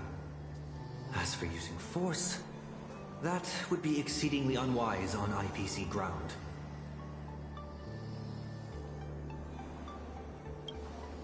As far as the city is concerned, the awakening of the Husk is still a piece of information known only to the IPC's upper echelons. But Astropolis isn't home to IPC executives alone. It's also teeming with envoys, magnates, and officials from member worlds across the pan-cosmic trade system. Exactly. The crisis plane Arcadia is facing right now is going to seriously shake their confidence in the IPC. What's that old saying? When one limb suffers, the whole body feels the pain? So, once we release this information to the public, the IPC's stock price is going to be thrown into turmoil. We don't necessarily have to convince Arita. We can use information the way Volwish did. Once you start learning from the enemy, it's hard to stop, isn't it? So, we leak this to the press and turn this little internal scheme into an external risk that the IPC has no choice but to deal with. It's time to relaunch for Bobo Weekly and drop our first bombshell scoop. Husk! Stock fluctuations? I have no idea what you're talking about. I think I'll pass. I just got a new lease on life, and I'd like to enjoy it for a few more days. Anyway, I gotta run!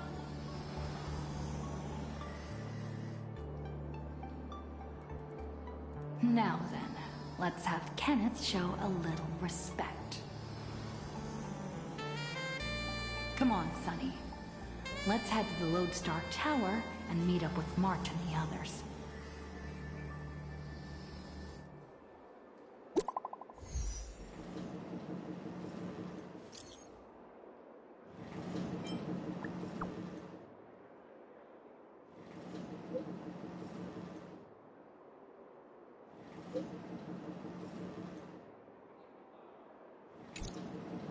March 7th, disturbing the peace? You've got to be kidding me. We can still make it in time if we make haste.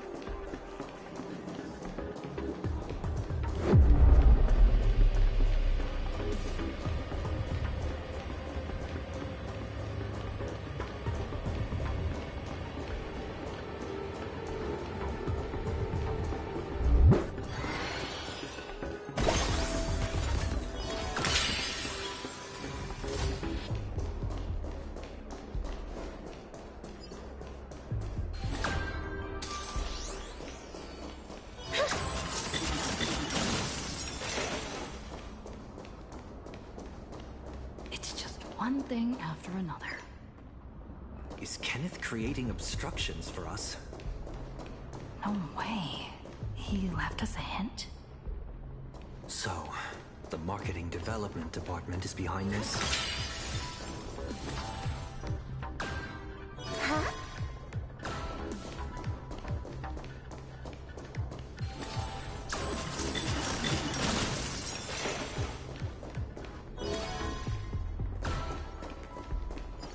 What's going on over there? Apparently, there's a wanted criminal walking among us.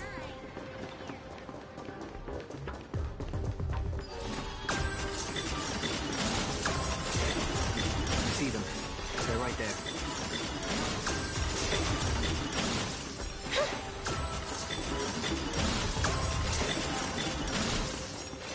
Word is someone's resisting arrest. Disturbing the peace? Is this a mistake? We're guests invited by Madame Jade of the Strategic Investment Department. Is this really how Astropolis treats its guests? Your entry permits are verified and valid. However, the laws of Astropolis are jointly upheld by the 7 major departments. No exemptions are granted based on the invitation of a single senior executive. Our system detects a dangerous wanted fugitive hiding among your visiting party. Is this some kind of interastral joke?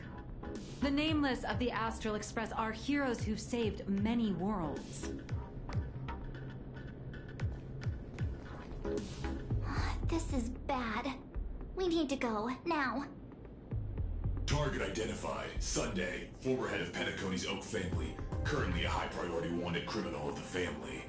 Charges include severe endangerment of cosmic order and security. Since when does the IPC hunt down wanted criminals for the family?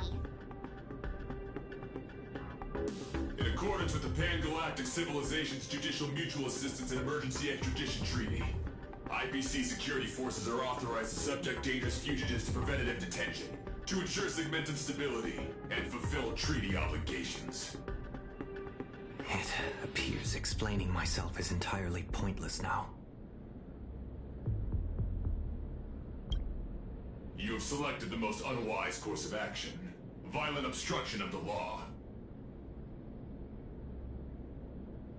Warning. Disarm immediately. Non-compliance will prevent us from guaranteeing your right to life. That's the stuff. Clashing with the local authorities every 3 stops of the way. How familiar.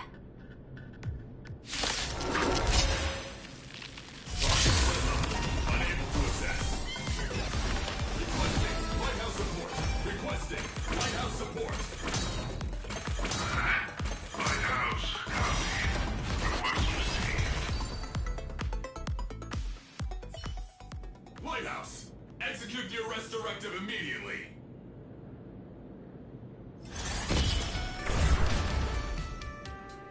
Zip it, tin can. You're making my brain hurt.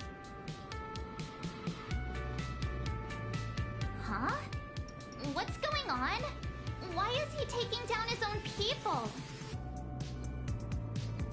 All right, stand down. I'm not here to cause trouble. Here, this is a special access pass. Its clearance is a few grades higher than that outdated arrest warrant of yours. I'm taking them with me. Objections? Clearance confirmed. Hilarious. Clearance confirmed. One word of objection out of you, I'll be pounding you into scrap and shipping you back to security in a box. Right, you lot. Write your own incident reports. Make it airtight and keep my name out of it, hear me? Well, don't just stand there. Do you really want to waste eternity dealing with these by-the-book blockheads? Allow me to introduce myself. I am Lighthouse, Astropolis' honorary security officer. I am the light that pierces the darkness, the shield that guards against danger, the one who leaves no place to hide for the scoundrels that threaten IPC assets and the safety of Astropolis' citizens. I am the bane of evil. See that gleaming statue? They built it for me after I single-handedly stopped an out-of-control airship from crashing into Paradise Island 3 years ago, saving well over 100 IPC executives and more than 1,000 foreign dignitaries from our partner worlds. Cool. So, you're basically Astropolis' resident superhero? Superhero. I'm no different from the influencers swarming this city. I can't hold a candle to the nameless of the Astral Express. At the end of the day, I'm just a corporate grunt running errands for the big wigs. Someone sent me to bail you out. As guests of the Strategic Investment Department, you all have free reign in Astropolis. With the exception of that Lovian young master over there.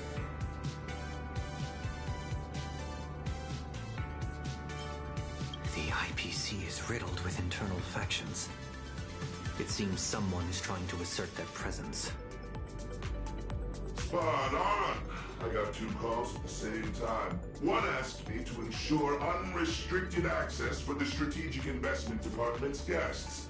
And the other asked me to apprehend the high-risk wanted felon.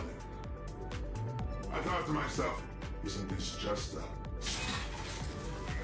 picking on the little guy? Am I supposed to fish the sugar out of their instant coffee, too? But hey, that's just how corporate life is. So, tell me, big hero, exactly which 2 heavyweights are duking it out up there? On IPC turf, some questions are better left unasked. Because the real question isn't who done it, but rather, who wants you to know? And I obviously haven't received the directive to tell you. To think my past mistakes would catch up with me right here, right now. You two, I'm very sorry. Imposing my presence here will only burden you. So be it. No need to worry, Mr. Lighthouse. I will leave Astropolis. Immediately. Where could you go at a time like this? I'll return to the Express and warp to low orbit above Plane Arcadia. There I can use the Express as a comms relay. We need first-hand intel from there. Take care, you two. I'll do my part, and you do your best too. Phew! Finally got His Highness out of my hair. My performance review is safe. I'll call that a win. Honestly, I never want to set foot in this dump ever again.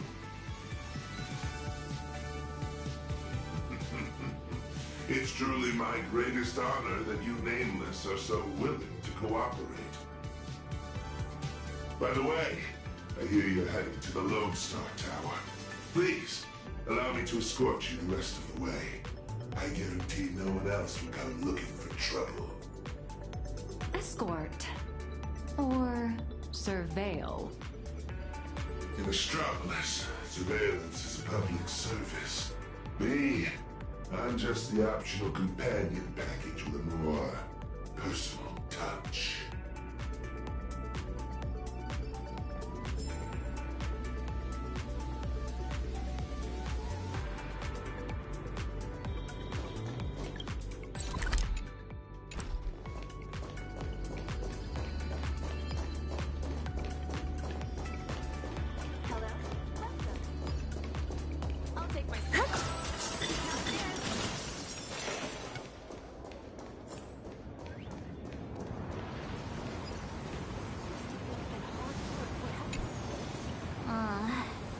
White tower piercing the clouds.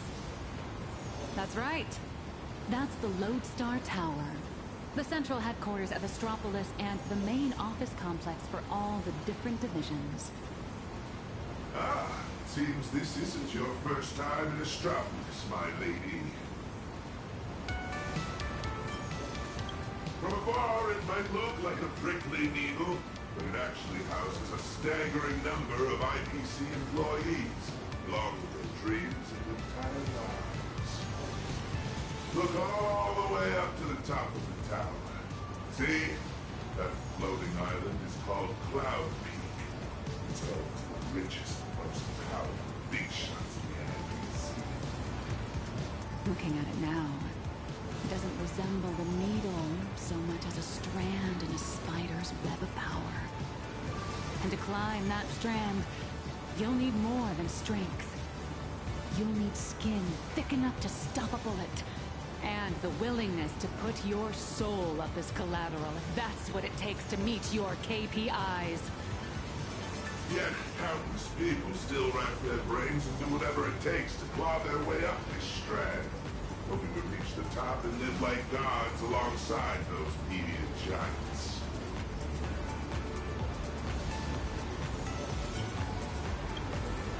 That's the nameless for you. No interest in fame or profit. Just realize, me, I'm not nearly that selfless. 5 years ago, when I first came to Astropolis, I wondered one day my statue would stand atop Cloud Peak. How would it turn out? It ended up in the plaza, over there, under the most glaring signpost on the path to Cloud Peak. Daily reminder to everyone passing by. Look, it's the superhero lighthouse. This is as far as he got. Speaking of which, after defeating Iron Tomb, did the IPC give you guys, some kind of special bonus?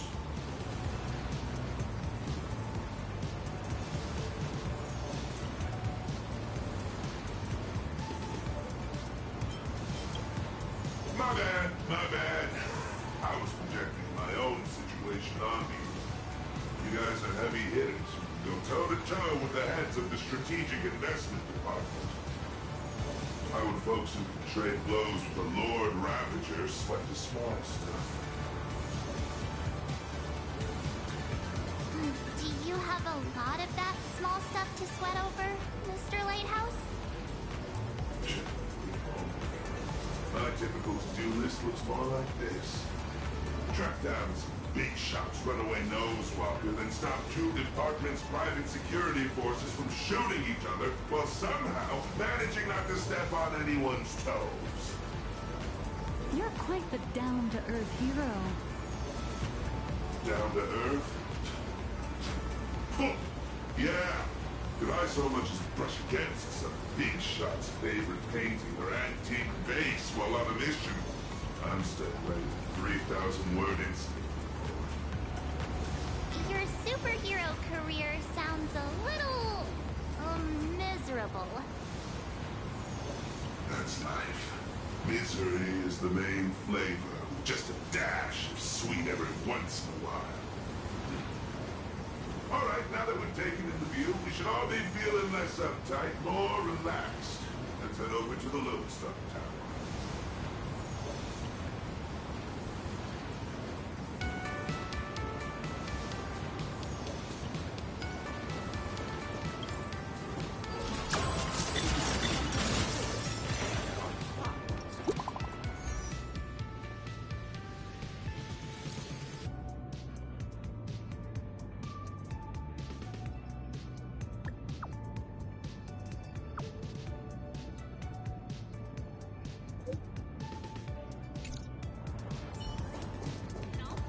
This is my first time getting up close and personal with the nameless of the Astral Express.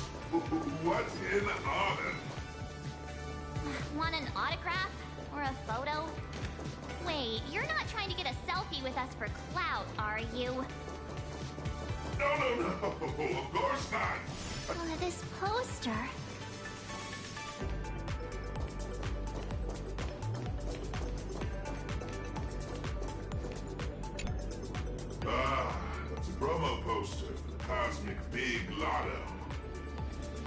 What?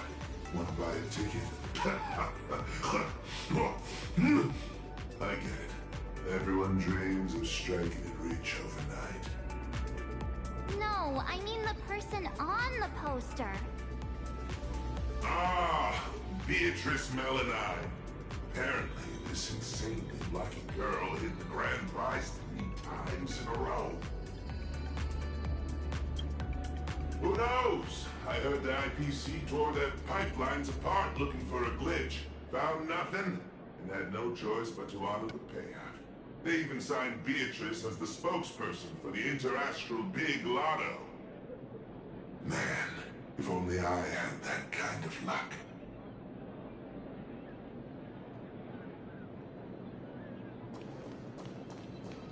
Shuttle ST-967 will depart soon. Passengers headed for Lodestar Tower, please prepare for boarding. Provide your booking info?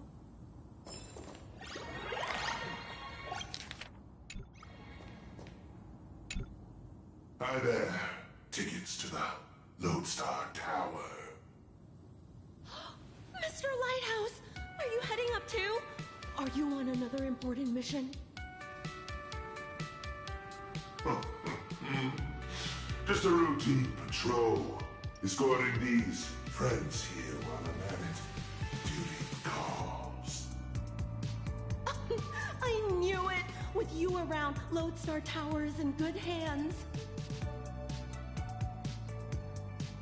Here are your tickets! And thank you again for what you did on that sightseeing boat, for saving my child. Don't sweat it. I was just doing my job. All right, we've got the tickets. Let's move.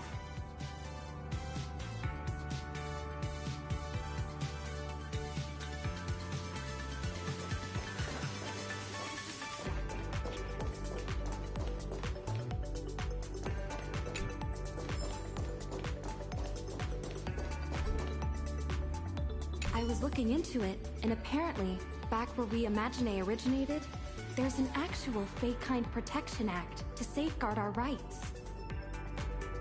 Must be nice. Just because we light paws are fast doesn't mean they can keep dumping all these super urgent takeout orders on us. When I make manager, I'm definitely submitting an Imagine Protection Accord to the board.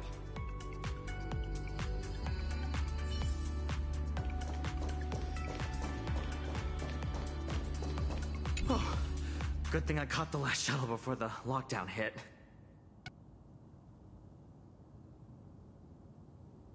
Is this level of security really necessary? Half the board and department heads are just dialing in remotely anyway. I heard some rumors. Apparently something big happened again. Ugh, my Interastral Peace Entertainment stock better not tank. I was just about to cash out. Here, let's go, guys.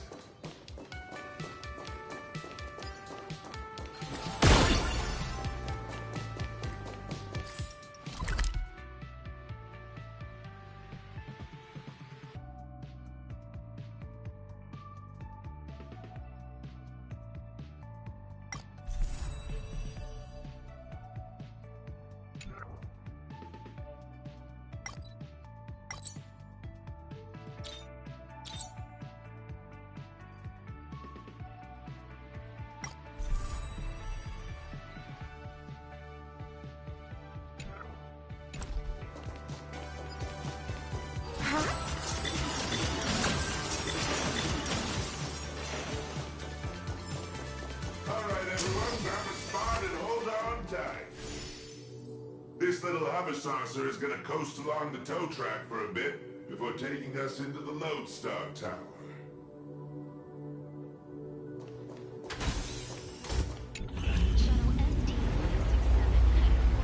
Skylight's open. Nice view, eh? Even the most spectacular views get old when you have to stare at them every single day.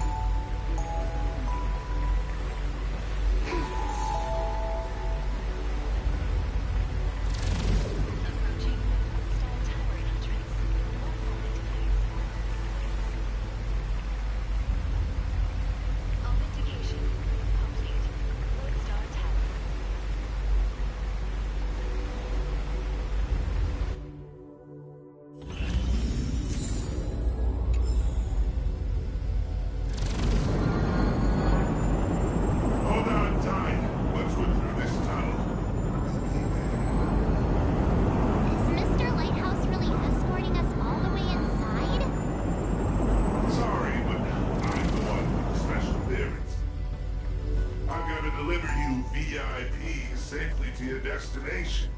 My mission isn't complete until then. I'm usually just flying around up there, so this is my first time riding an everyday commuter shuttle. If you folks aren't in a chatty mood, I can stop talking. You have arrived at it looks like a needle from the outside. But once you're inside, it's actually massive. You're looking at least 100,000 people buzzing in and out of here on any given day.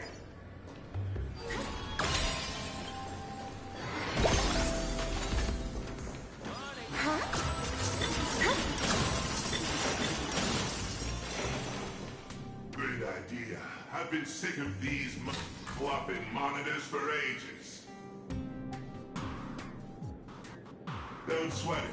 They can't touch you. At most, they'll just angrily bill the damages to the Strategic Investment Department. Listen up, you eyeball freaks. I've got a special transit pass right here. Code 54266.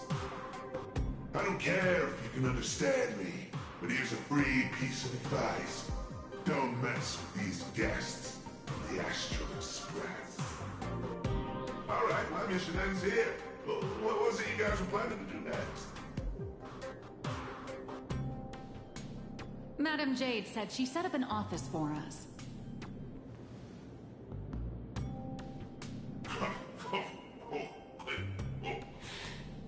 Then just go say hi to the receptionist and drop Madam Jade's name. Assuming none of the bigwigs decide to trip you up again, of course. Good luck out there. I've got a patrol to get back to. See ya, Mr. Lighthouse.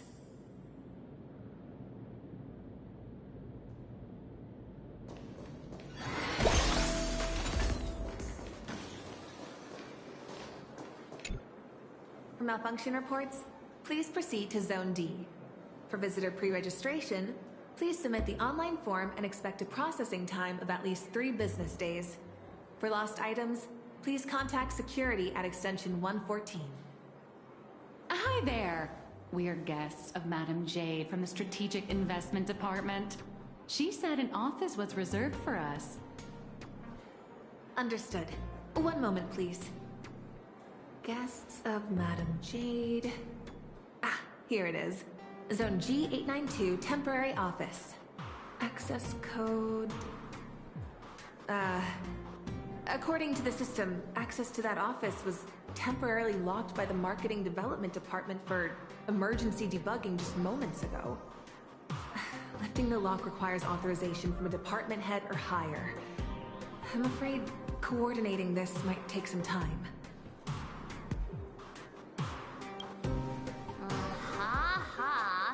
Why am I not surprised in the slightest? That's the IPC for you. A textbook example of petty office politics.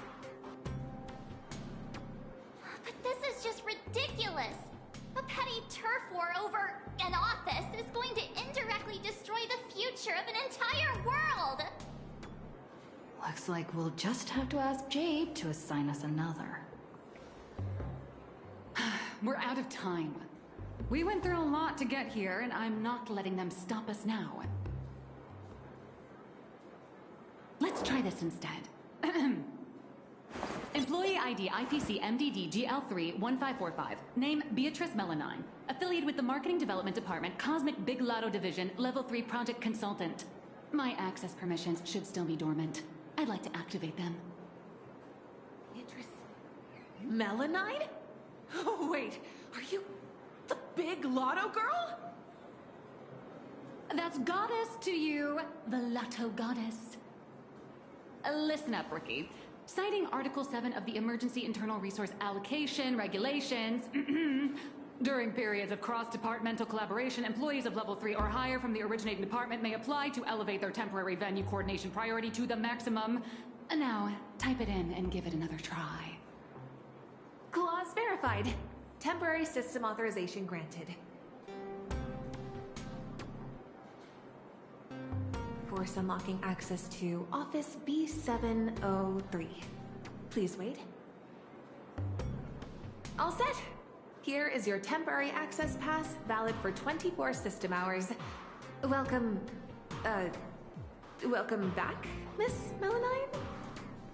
24 system hours! Whew, more than enough. What are you all standing around for? Let's go. What just happened?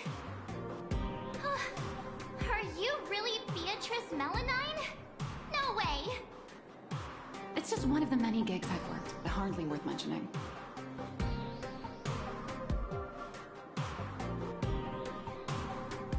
But... I know you have a lot of questions, but the hallway isn't exactly the best place to chat, is it? This way! B703, right? Back at my old stomping grounds. I know this place like the back of my hand.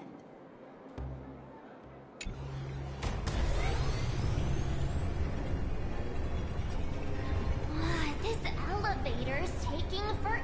How many floors does this place even have? Be the sharp. Lodestar Tower tops out at 6,622 floors. I'll never understand why they built it so ridiculously high.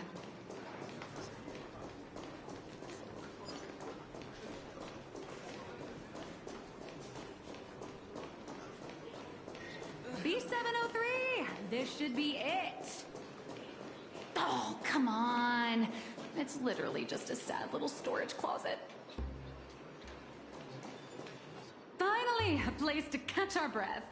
So, you two, should we kick things off with a pre-battle briefing? Or would you rather get those burning questions off your chests? Before we begin, I have a question. From the day we met, your identity has changed constantly. President of Robocom, an employee at Perlux, a deadline-dodging comic artist, and now you're the IPC's lotto goddess? So, Miss Nihilux, who are you really? Before I answer that, I need to ask you two one thing. You're willing to trust me, right? You seem like a good person, I guess. But if you don't give us some straight answers, she and I are gonna have a hard time trusting someone who's always keeping secrets.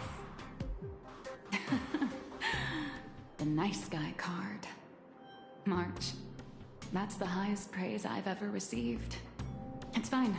A trusting heart is magic. Since you're willing to trust me, I'll stop hiding things from you. I do juggle quite a few identities, and I'll admit, I don't exactly look like the most reliable person. But every single version of me is 100% genuine. I'm just glad these identities have allowed me to help my friends out when they're in a pinch. Little Raccoon, there's, something I need to get off my chest. I think it's time I told you. Boss! Evil boss. Mr. Sunday tipped us off that there's some explosive news to cover, so we came without a moment's delay. Explosive news?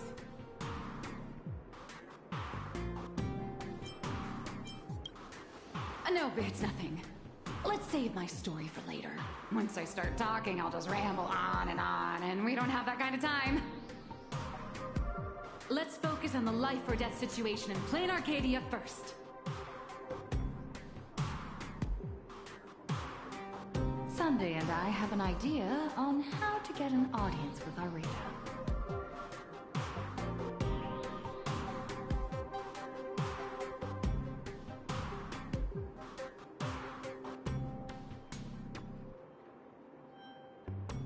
Uh-huh. So, you want to blow the plain Arcadia Husk crisis wide open, using public outcry to corner the pro-weaponization faction! Even in my wildest dreams, I never imagined for Bobo Weekly would one day expand into interstellar reporting! So what are we waiting for? Let's drop this bombshell on every reader in Astropolis right now!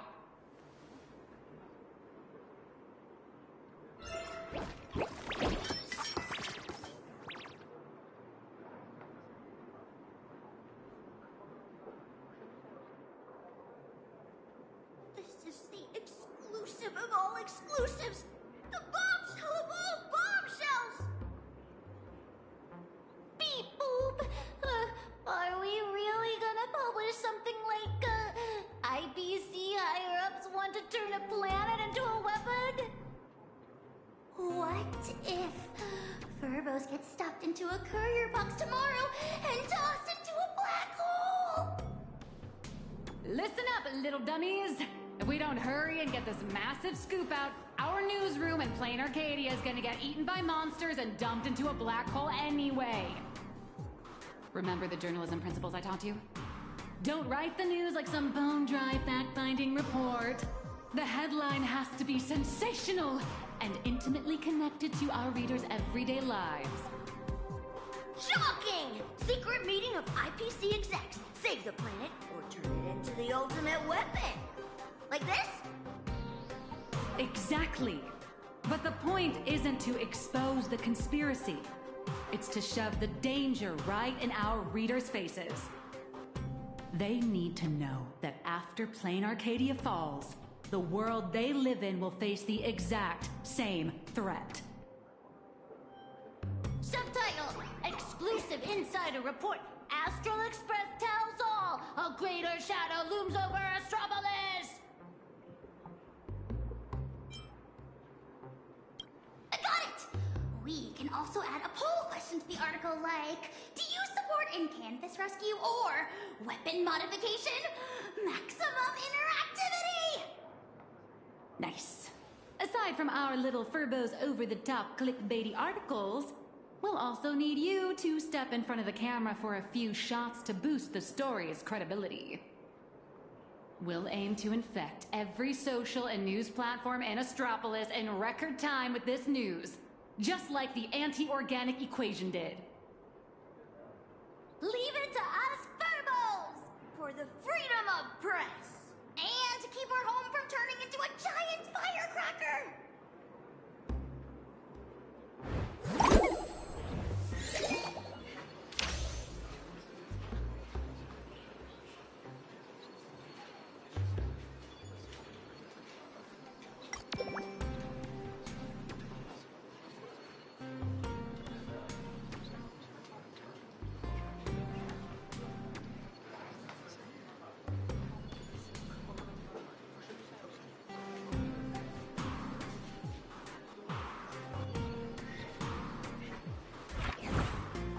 The news is out! The Furbos blew their entire marketing budget buying up prime ad space and sponsored trends across all platforms. Now, all we have to do is wait for it to gain traction.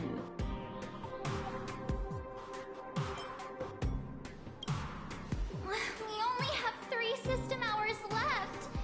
If we fail to make it before then... All right, my friends, let's not stare anxiously at the clock. This is the home of interastral peace entertainment, after all. 1 system hour is more than enough for a message to burn from a tiny spark into a raging wildfire. Given the endless roadblocks we've faced so far, I'm having a hard time relaxing. Do you think the IPC's PR risk department will immediately take action and silence us? Bismarck, please don't say another word, because I think you just jinxed us! Huh? That fast? Beep boop! Aberrant data detected! The initial click and share metrics across all major platforms are skyrocketing! But none of the related discussion topics made it onto the trending lists!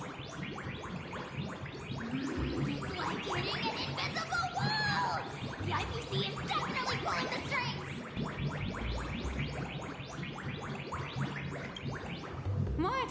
Giving into despair already? Did you forget? Astropolis is home to more than just IPC employees, and not every employee is a puppet dancing on the IPC strings.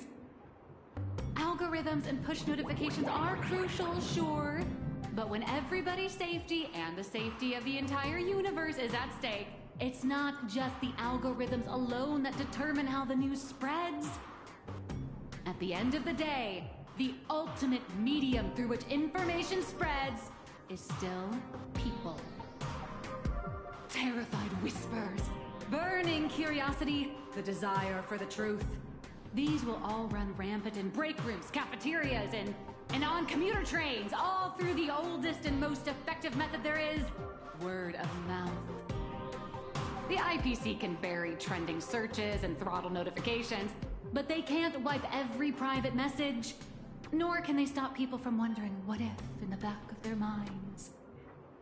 All we have to do is make sure this first spark is bright and true. And the little furbos have already nailed that part. So, what do we do next? That is a question the IPC itself must answer. The fire has been lit. Putting it out is their problem.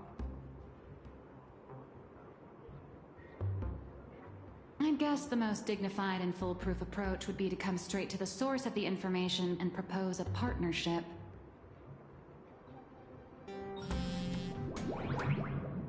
See?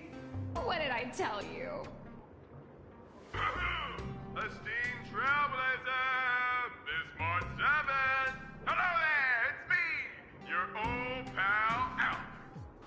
The higher-ups have seen the bombshell news you just dropped. Well, they're taking it seriously, of course. Extremely seriously.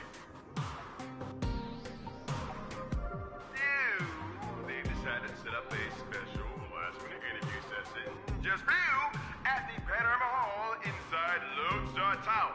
They want to hear all about the situation in Arcadia firsthand, along with your command. This is a once-in-a-lifetime opportunity. IPC higher-ups and business reps from other star systems will all be there. You get to speak directly to the most influential audience around.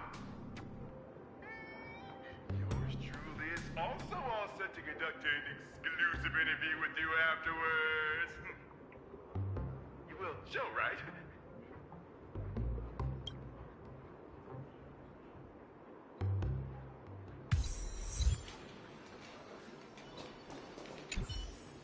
Yay!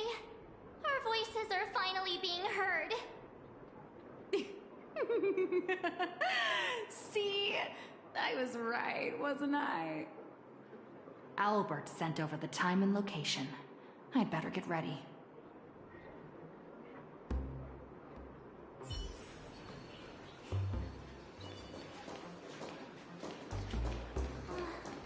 Leaving already? No time to waste. I need to move now. Good luck.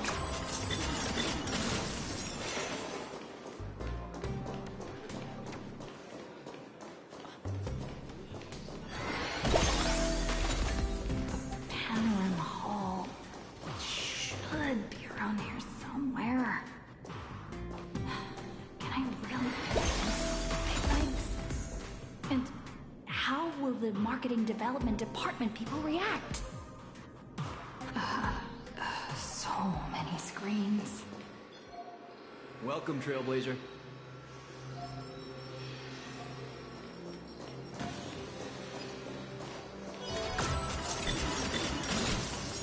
Pleasure to make your acquaintance.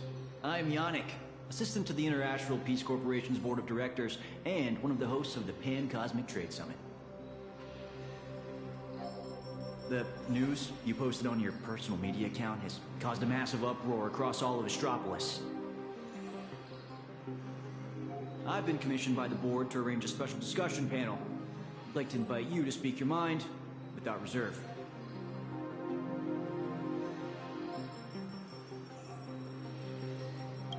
A few IPC executives, along with trade ambassadors who traveled here from other star systems.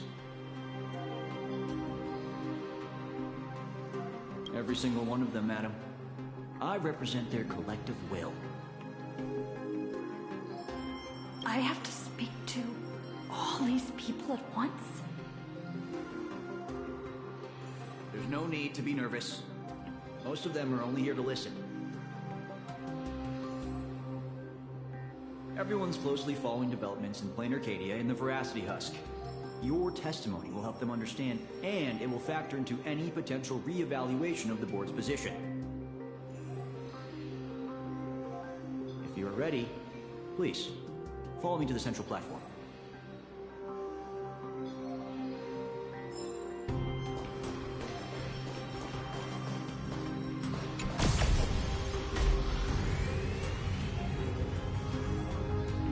Please try to capture people's attention and make the most of it. Today's meeting agenda is... No. Everyone, please quiet down. A messenger from Plain Arcadia, nameless of the Astral Express, is here. At present, aside from Zazad and Diamond, who are absent due to scheduling conflicts and other unforeseen circumstances, the heads of all 7 IPC departments have remotely connected to the Pan-Cosmic Trade Summit venue. According to the pre-meeting briefing, our agenda today is an inquiry and statement of position regarding the Plain Arcadia Husk crisis. Don't panic. Seize this chance to get your demands across to these IPC executives. I am sure you have all seen the news regarding the situation. I swear on the honor of the Astral Express that everything I say is the truth. I am here to deliver a plea on behalf of everyone still fighting in Plain Arcadia at this very moment. I seek to invoke the power of the preservation to canvass Plain Arcadia once more, buying us more time against the Husk's breakthrough. I hope the executives holding voting rights will consider the future of Plain Arcadia, as well as the worlds of all the envoys present here today. This is true. Are you serious? Let's start with this. The husk has been sealed within Plain Arcadia for over a millennium. Why did it suddenly spiral out of control?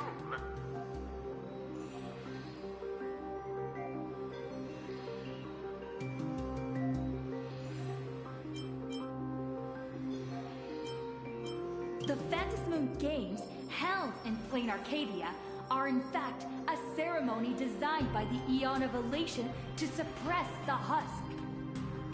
Unfortunately, despite our best efforts to stop him, Lord Ravager Asat Pramad managed to disrupt the ceremony. I understand you're anxious, but I think you're being alarmist.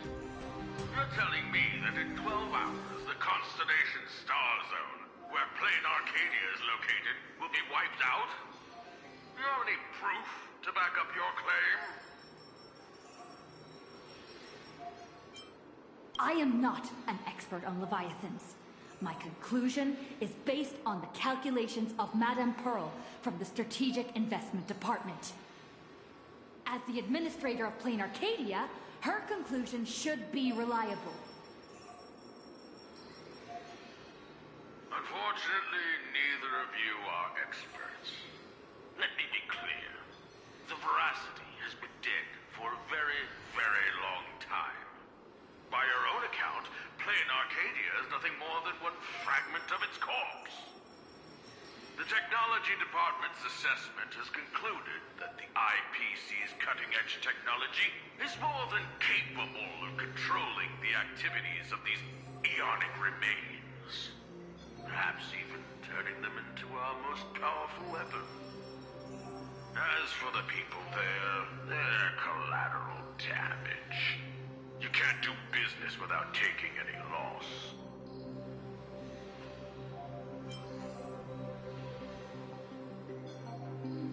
Mr. Taravan, what are you saying? If you adopt the technology department's proposal, wouldn't you be abandoning Madame Pearl, along with all the survivors? Isn't Plain Arcadia part of the IPC's trade network? What happened to the spirit of preservation the IPC preaches? You've just told every trade ambassador in this room that the IPC's protections and treaties are worthless the moment disaster strikes. Esteemed ambassadors, I ask you, when the next disaster descends upon your worlds, can you trust this person standing before you to help? Don't bother with the theatrics. Of course they don't trust me. Nor should they. They're here for business. They're here to sell their manpower, resources, and technology. They're here to trade their planet's blood for sky-high amounts of money. Every world that joins the trade network bears its own risks. The swarm, the anti-organic equation, the Borising. Sure, the IPC provides some support to its allies, but the IPC isn't your spoon-feeding, diaper-changing nanny. What is Mr. Taravan? What is he saying? That's quite enough, Taravan. You've made it all the way to board director, yet you seem to have more professional discretion back when you were hauling materials for the building material logistics department.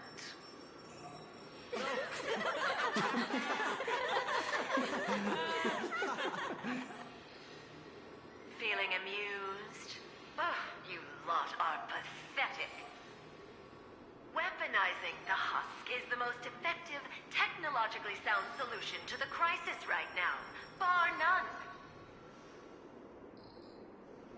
Representative of the Astral Express, you should be well aware that the Strategic Investment Department's proposal has one fatal flaw.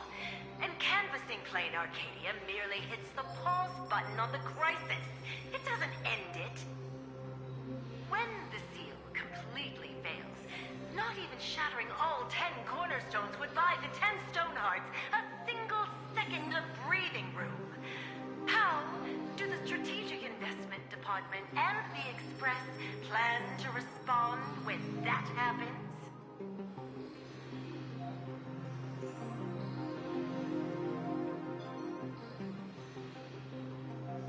Alternative plan or no, I have to ask. Is there really zero risk in turning an Eon's fragments into a weapon? Risk? Of course there's a risk, but it comes down to probability. You don't expect me to explain the technical details right here, do you? Yes, it comes down to probability. You may think that a chance buried several decimal places deep is effectively zero. But have you ever faced an enemy that can truly manipulate probability? I have. Lord Ravager Asat Pramod. He can make guaranteed hits miss their mark and turn a 1 in a million disaster into an absolute certainty. You think the risks are under control, but against him, or another higher being like him, that's nothing but an ignorant delusion. You certainly can turn a blind eye to the odds and hit that weaponized button.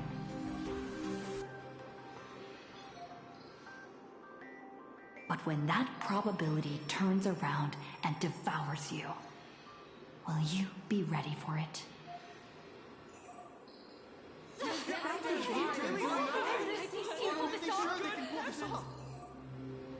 Fair enough. I've heard all I need to know regarding the Plain Arcadia issue.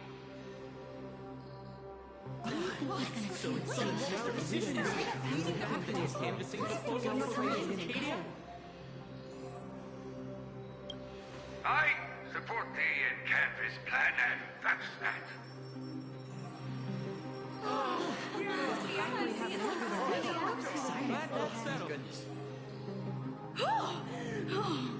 Too bad Zazad and Diamond didn't show up. That was exhilarating. I'm guessing they already knew how this discussion was going to end.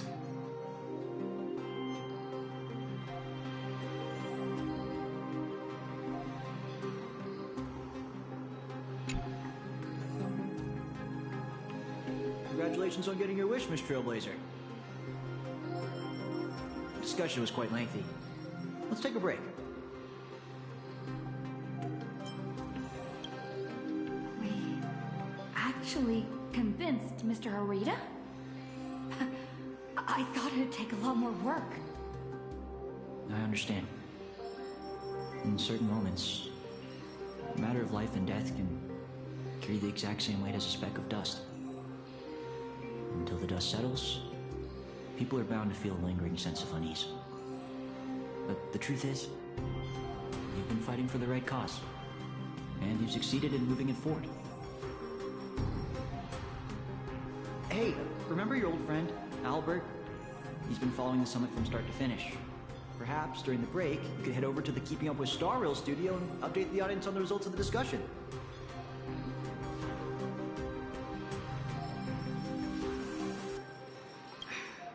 True.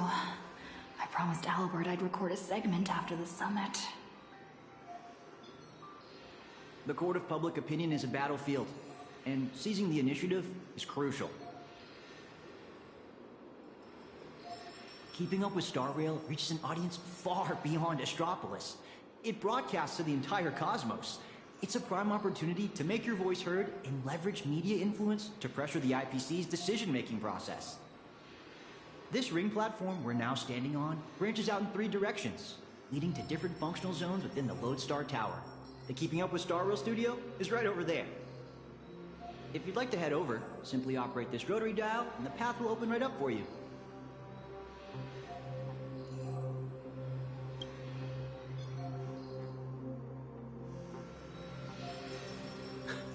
The boss of the Strategic Investment Department is not going to show either. They might need to be careful about the optics because of Pearl, from what I heard.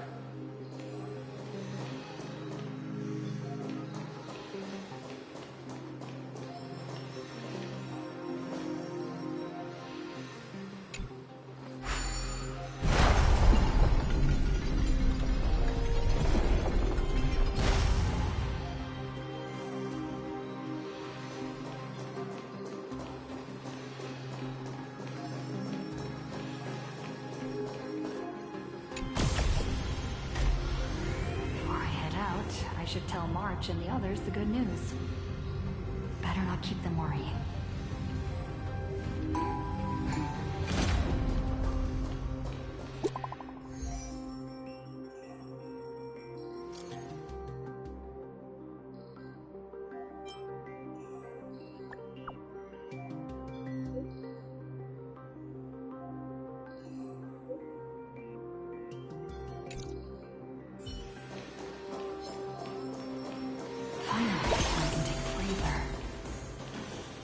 Next up, Albert's interview.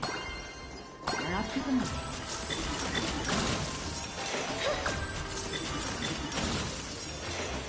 Here we are. Let's do this. Seems like there's nobody around. Are you the Trailblazer? Hi! Looks like the summit talks have wrapped up.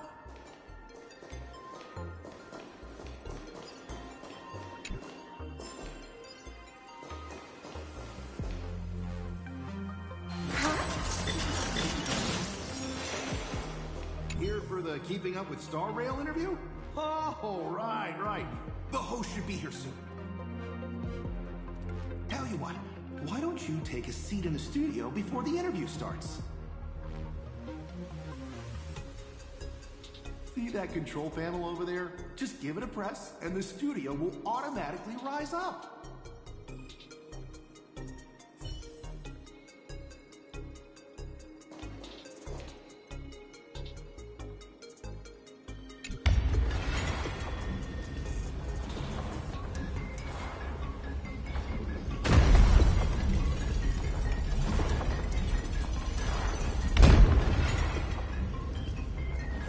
must be the Keeping Up with Star Rail studio, right? Just how many show studios do they have in this place? Whoa! It's great to meet you, Trailblazer. I'll be filling in as the host for this episode of Keep Up with Star Rail.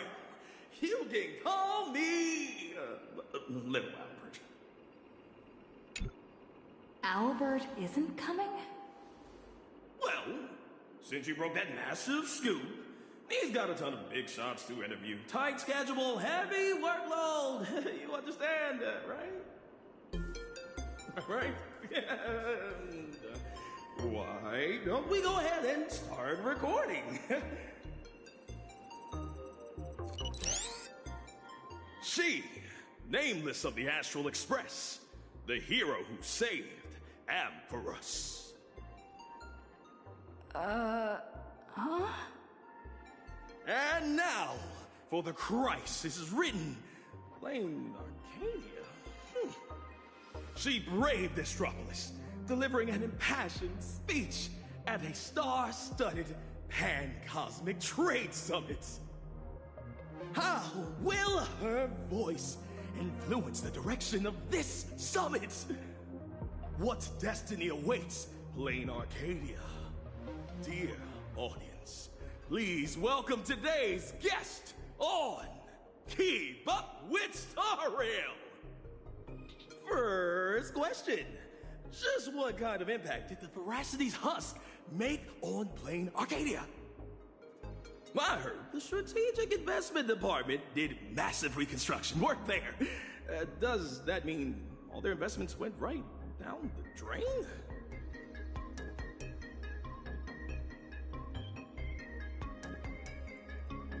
You make a great point. Whatever's going on over there, at least one thing's clear.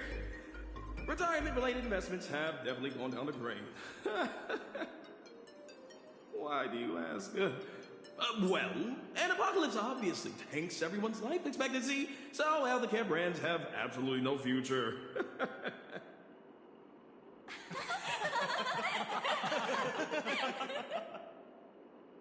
Seriously? What are you doing? You need to take this seriously. In my hosting experience, a whole show without a single laugh is a complete train wreck.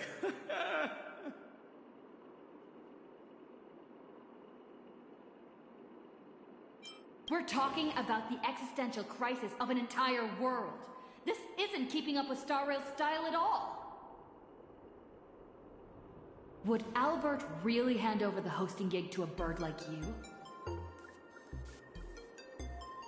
Tell me, who sent you?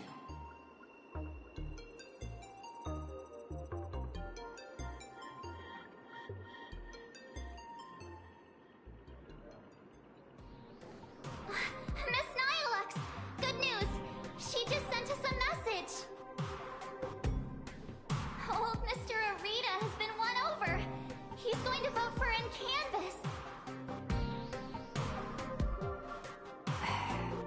Isn't this all a little too easy? Was that a bad thing?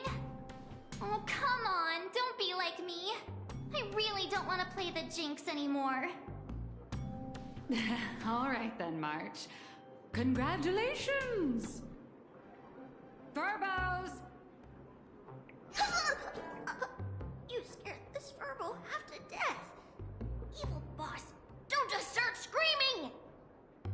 My little Dumbos! Get online right now and pull the search volume for the keywords Summit, Astral Express, and Plane Arcadia. Huh? Well, what for?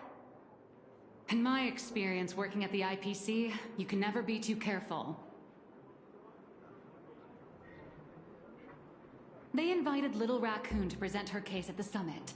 Even if they don't publicly announce the voting results, they can't stop curious outsiders from driving up the search volume for related info. Beep boop!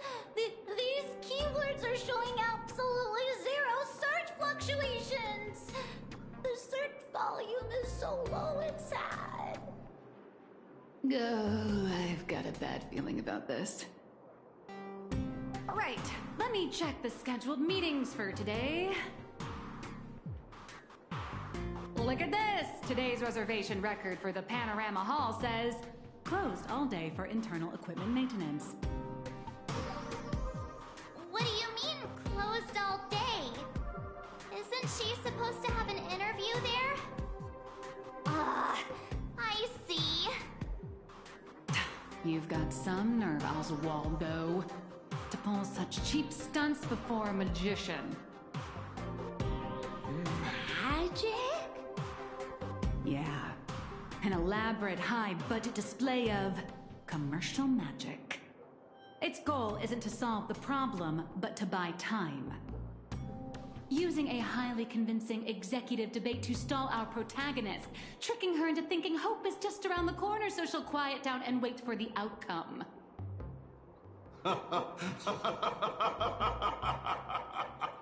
Brilliant! Absolutely brilliant! I was starting to think this little performance would drag on boringly until the end of the world. You old creep. You knew?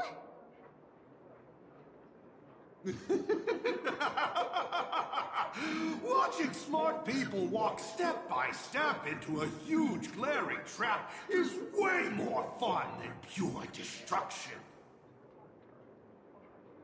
So, how much time do you have left to write a slightly less embarrassing ending for this farce? An hour? Or only the relentless countdown to detonation? I need to message her right away. Miss Nyalux, where are you going?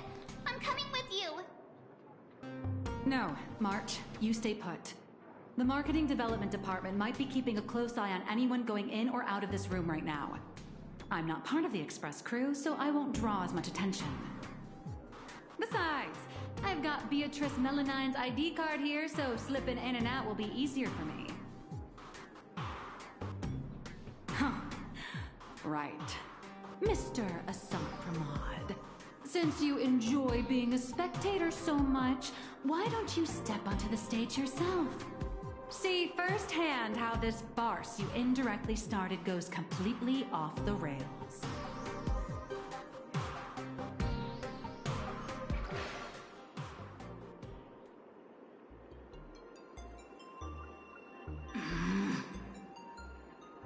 You know, look so good all of a sudden. Are you tired? You all teamed up to play me like a fool. Uh-oh! Mission's a bust! I've gotta stall her for as long as I can, or I'll end up like Mr. Albert. Do the math. Is that measly paycheck really worth throwing your life away for?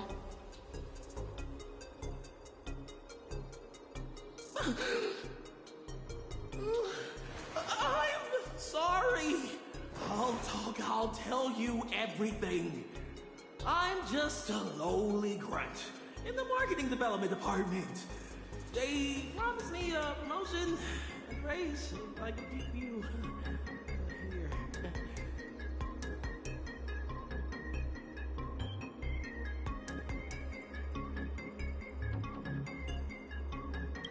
Actually, neither of us is going anywhere.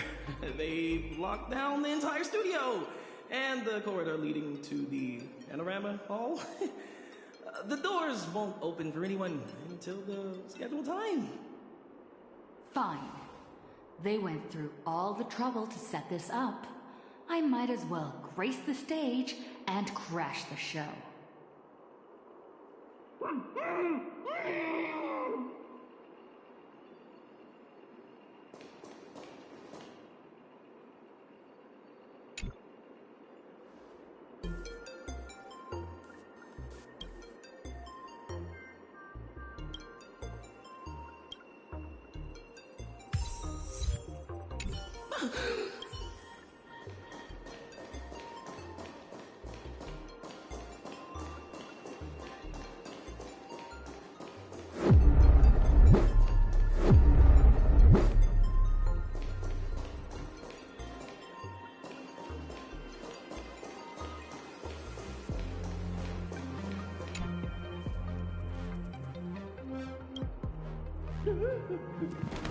don't come any closer.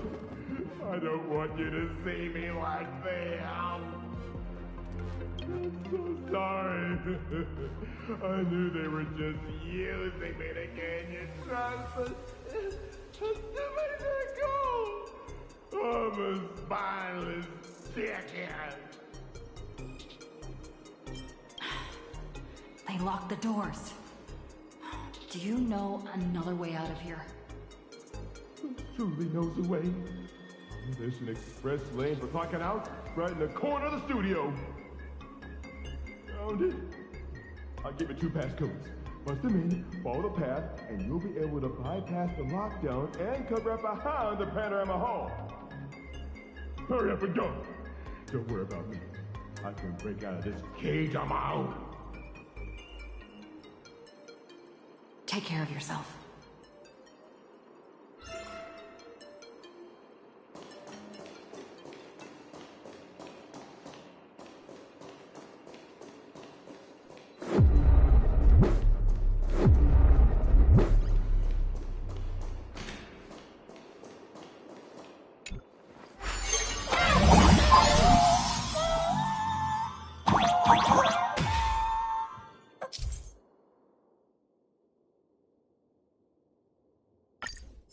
What the heck is this big donut? Gravity seems to shift around this circle. I wonder what'll happen if I jump into another bubble.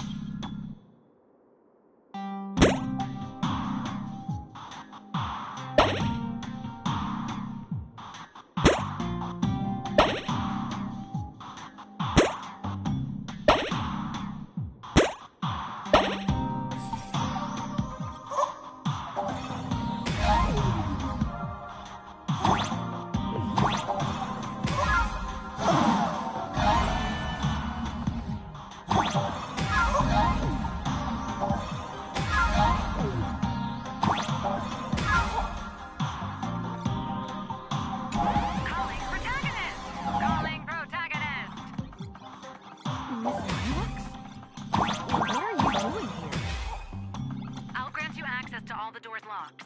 Let's meet up in the next room. How did you do that? Never mind. Doesn't matter.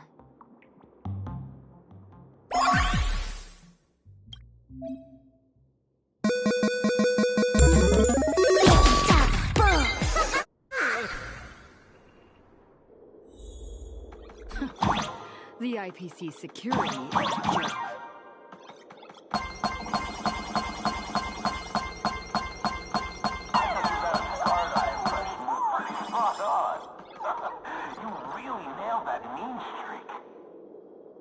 Your caravan still takes the cake. The building material logistics department is going to come to a cease and desist.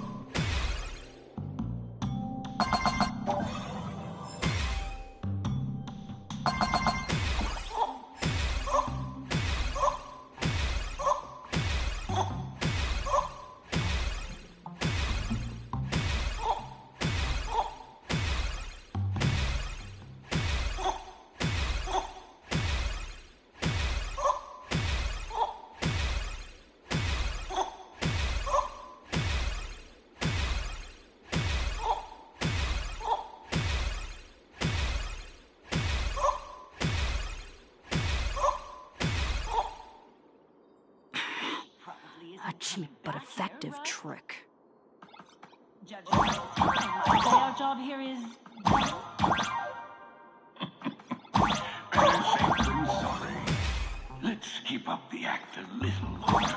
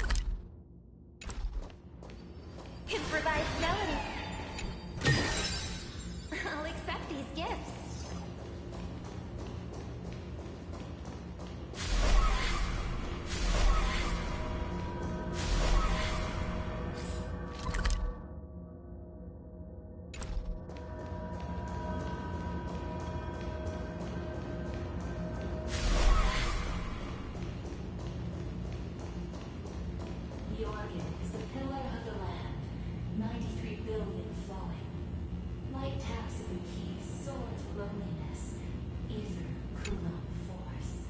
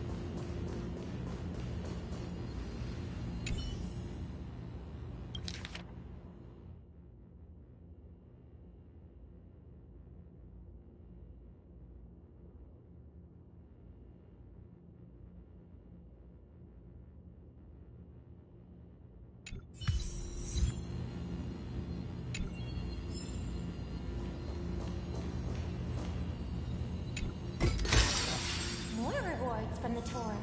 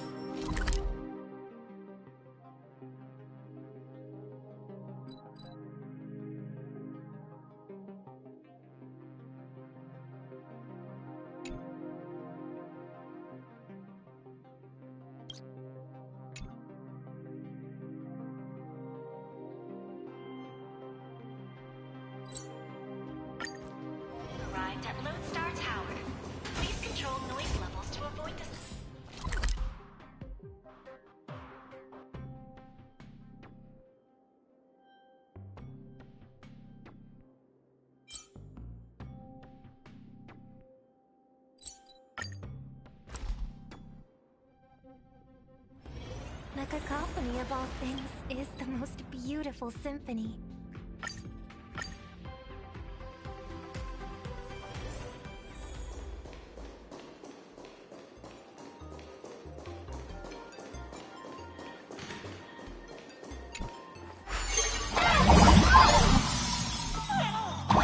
What the heck is this big donut?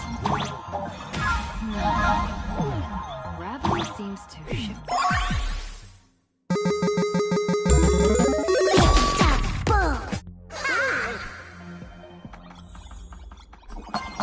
Is this the hall from earlier?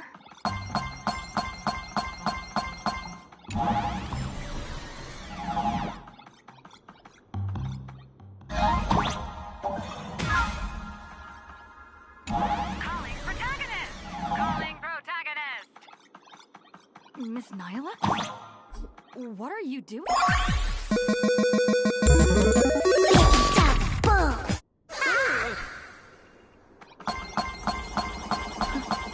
The IPC security is a joke. Spot on. Really nailed that mean streak. Your caravan still takes the cake. Wonder if the building material logistics department is going to send you a cease and desist. A cheap but effective trick.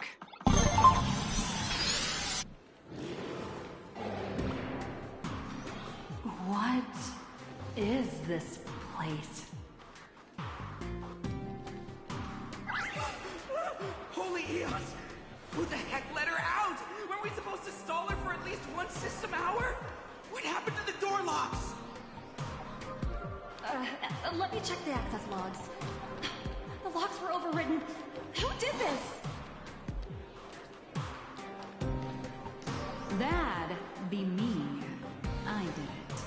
Someone gifted me a tiny data slice. Said it'd take care of a lot of headaches. Stellaron Hunter Tech. Pretty impressive, huh?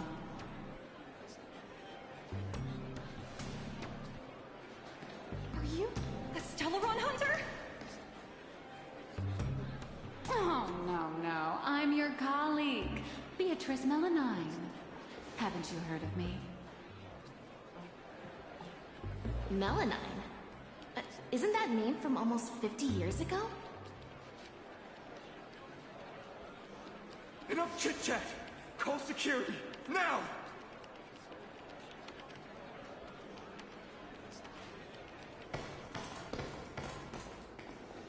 Are we going up against a nameless? Aren't they partners with the Strategic Investment Department? Quit yapping! You have one job. Follow orders and open fire!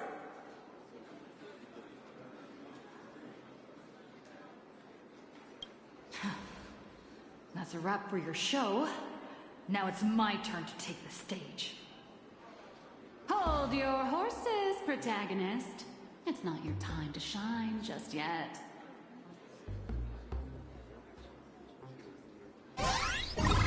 These small fries.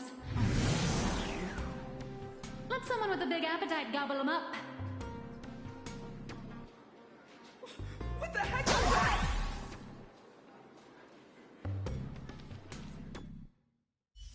Hello. Please support the IPC. All for the Amber Lord.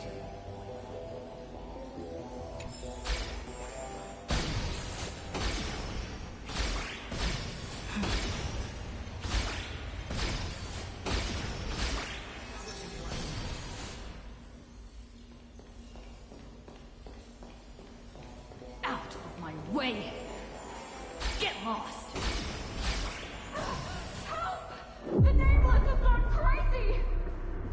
Slack off once in a while. It's good for your health.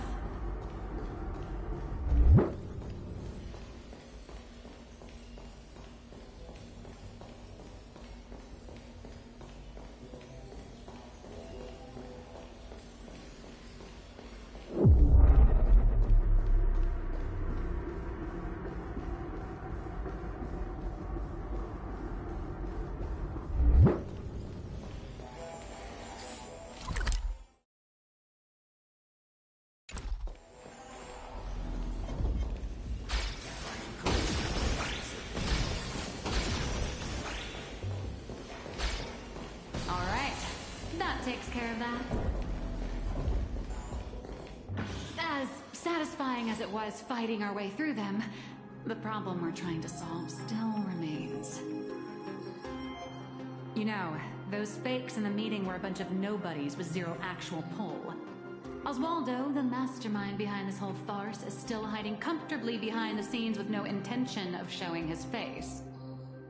We can't let him or any of those other high and mighty executives keep stalling us endlessly.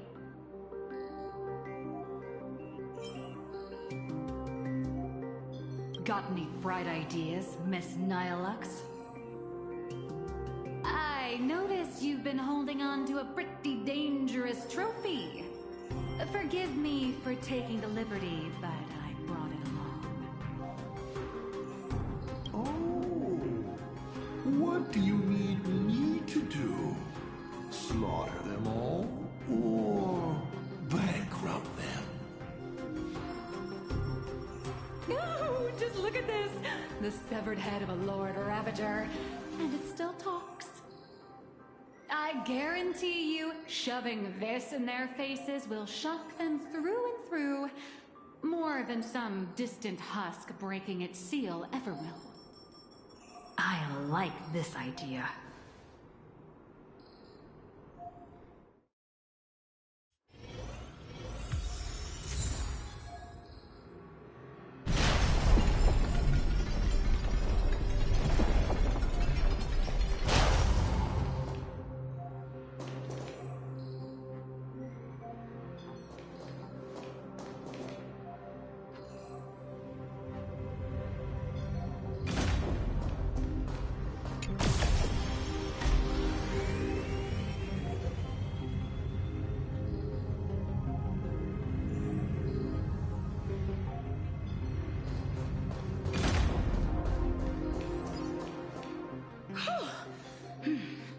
The executives all logged off early, huh?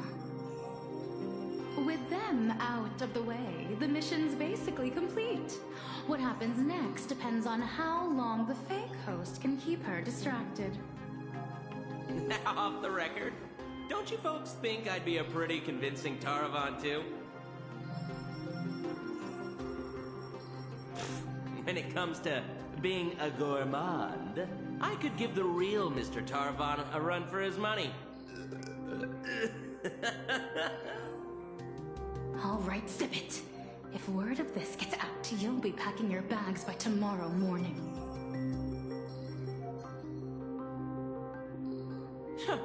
But Mr. Yannick promised us whatever is said during this summit won't reach a single ear outside the Panorama Hall. Oh, yeah? Are they really that confident?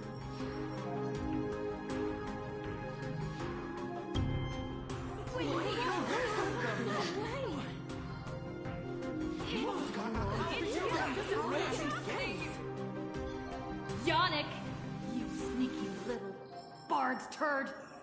Point every single camera at me right now. I know you have the clearance. I want my face broadcasted to every single screen in Astropolis.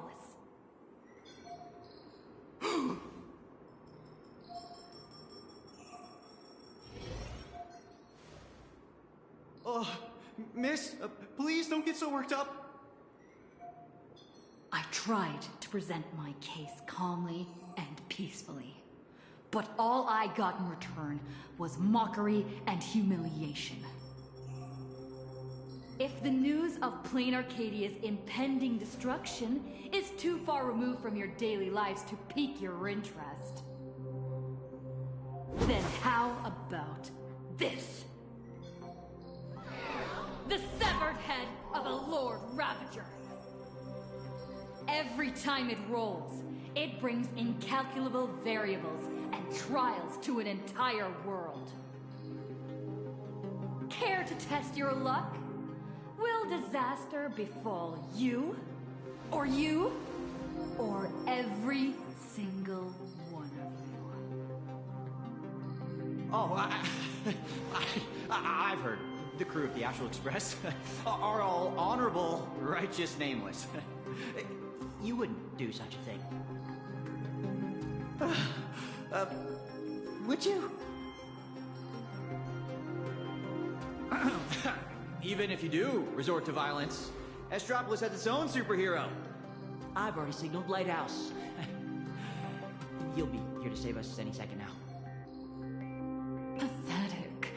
It seems you neither comprehend the power of a Lord Ravager, nor know how to treat a true hero with the dignity they deserve. What? A true hero doesn't hold a bomb and threaten to blow the entire place sky high.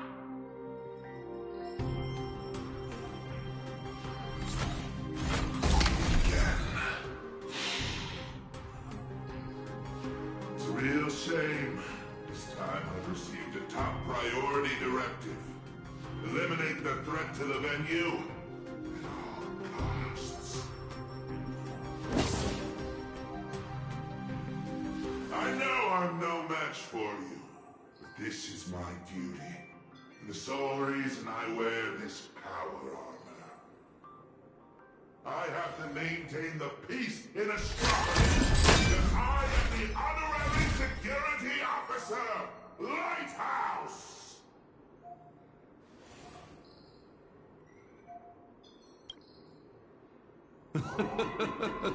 Peace? Since when has Astropolis ever known peace? I once heard a rather amusing joke. The preservation is nothing but a facade. Kapoth fell from grace ages ago, and the IPC is actually a faction of the Veracity. But seeing it for myself today, it turns out it wasn't such a joke after all.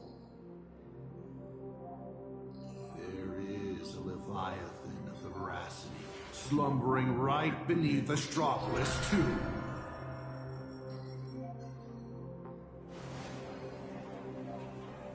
What kind of nonsense is that thing spouting? Okay, it's okay. Don't panic. It is impossible for a Lord Ravager to breach Astropolis. Do it, Lighthouse! Take them all down!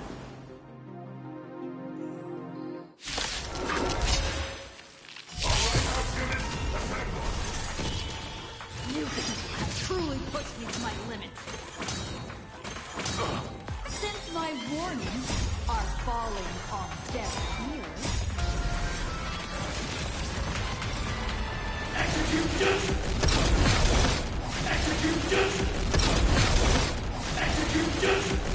Light up the cosmic night! Lead us starward! Down farewell. Watch over you.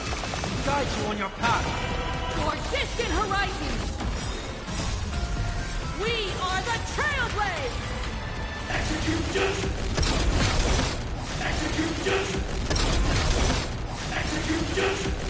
Light up the cosmic night! Connect more worlds! I'll leave the rest. Survive or be destroyed. There is no other choice. Patty! Captain the Summer Song!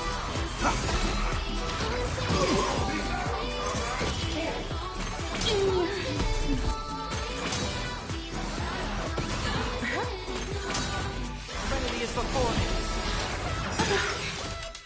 You make the summer sky sparkle!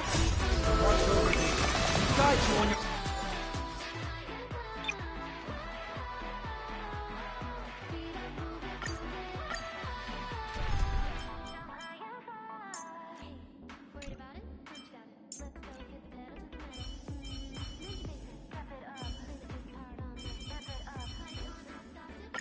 We've truly begun to understand.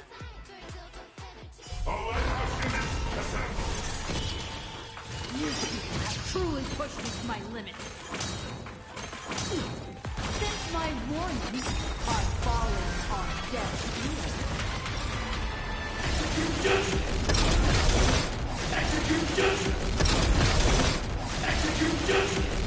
Light up the cosmic night! Earth shatters, heaven trembles! Soaring above the land, This is permanent! Bessie! You make the summer sky sparkle! For distant horizons! Drumming! Lead us starward! Start with a single step! We are the Trailblades! Execute judgment!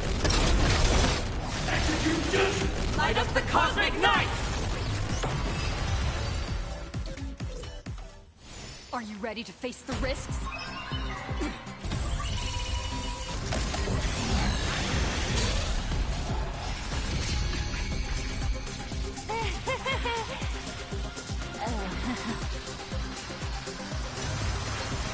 That will do.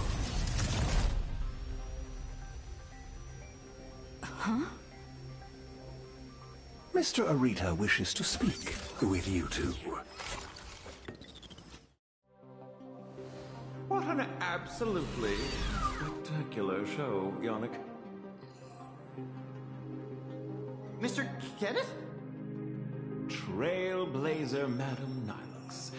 Or perhaps I should call you Madam Beatrice Melanine. I am here to welcome you both with the utmost respect. Please follow me to the elevator. We are heading to the Sky Call area. That is Mr. Arita's private residence. It is secure and quiet. It is there that he will decide the future of Plain Arcadia. I completely understand your anger and distrust. Were our positions reversed, my reaction would likely be far more explosive. Everyone involved in this charade will face the severest of punishments, I assure you. Please allow me to solemnly clarify. I swear upon the Amber Lord, the upcoming meeting has no prearranged script. Father is already aware of the commotion here and wishes to meet with you both. So we really did have to tear down the stage and blow the roof off just to get the boss's attention. Lead the way, Mr. Butler. Please follow me.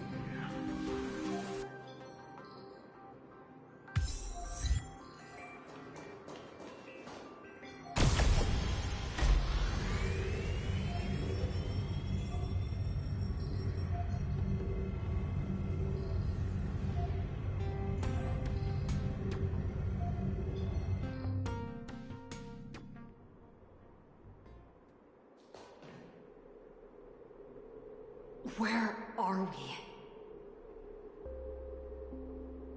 The entrance to the Cloud Peak Sky Call area. Nice view, isn't it?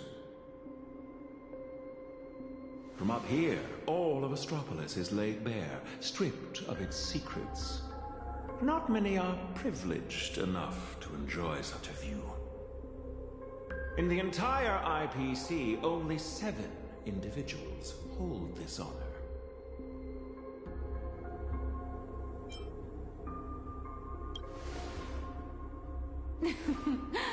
Make that 9. I'm here too, even if I am just riding your coattails. Let's not get ahead of ourselves. The guest or the main course? Most people don't know which category they fall into until the moment they reach the table. If you would both step onto the platform. Should you experience a touch of vertigo, please don't be alarmed.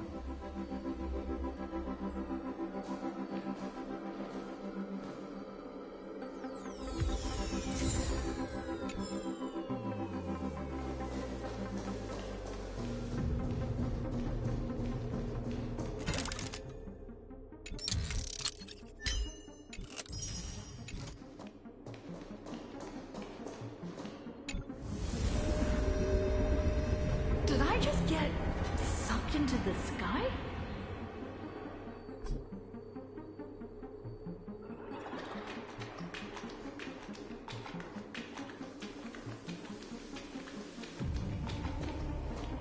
We have arrived.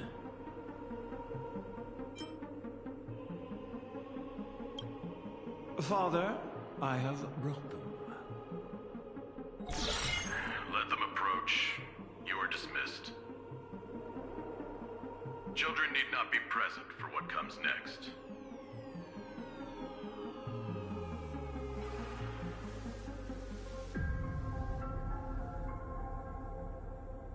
Ooh, isn't going to be R-rated. Too bad we're on a tight schedule. There's less than a system hour left before you cast that crucial vote. Clock is a ticking, Mr. Orita. You really should invest in a better watch, Ms. Melanine. We have time to spare.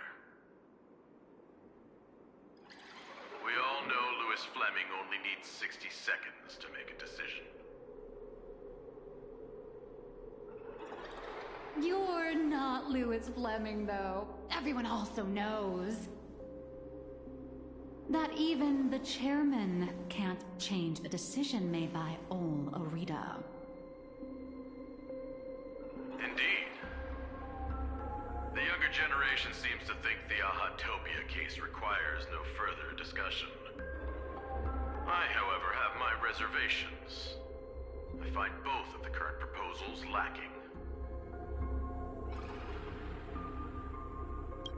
Oswaldo is capable and ambitious, but he remains a child. His ideas are naive. Diamond. His mind is far more mature than his appearance suggests. But being overly calculating can sometimes be a detriment. My duty is to select a successor for the IPC. Their credentials are simply too shallow to claim my vote. And so, Trailblazer, I am in need of a third option. A third option? I've been observing you ever since you set foot in Astropolis. Hustling and making your voice heard.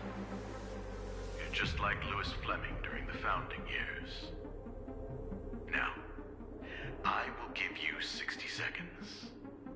Tell me your story. If it proves compelling enough, you might just win my support. This way, I won't be forced into a binary choice.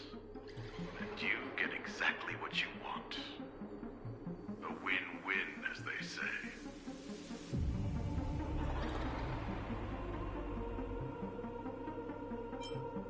I don't care about the IPC's twisted logic. I need your vote. Listen closely. I'm not here to tell stories. Stories are just word games, and they won't stop the imminent threat of the veracity breathing down our necks. If you think in-canvassing is just stalling for time, and weaponization bears too much risk, then I'll give you your third option. The first signs of the war among the Eons are beginning to show. I believe this is why the IPC has been positioning itself here for years. When I saw the Phantos Moon at its fullest, I became even more certain. This ceremony to commune with the Eon, whether genuine or not, could be the turning point that determines the destiny of the cosmos. But what's important is that you make your own decisions, such as whether you'll take part in these grand games, and if so, how. Return to whence you came. As a supplicant, I shall restart the Phantos Moon Games. I'll gather our wish power, seek an audience with Aha, and use the Elation's authority to suppress the Husk, just as it was done countless Amber eras ago. If people could do it then, we can do it now.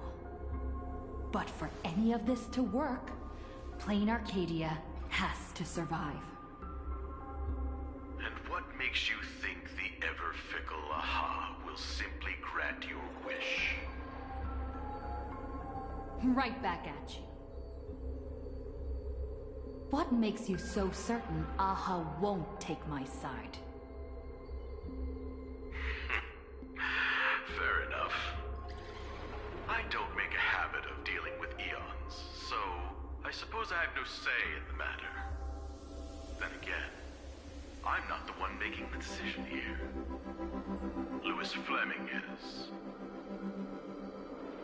60 seconds are up. Chairman, the decision is yours.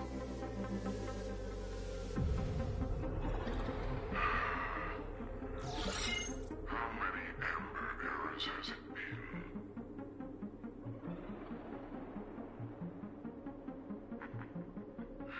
My old friend, have you returned?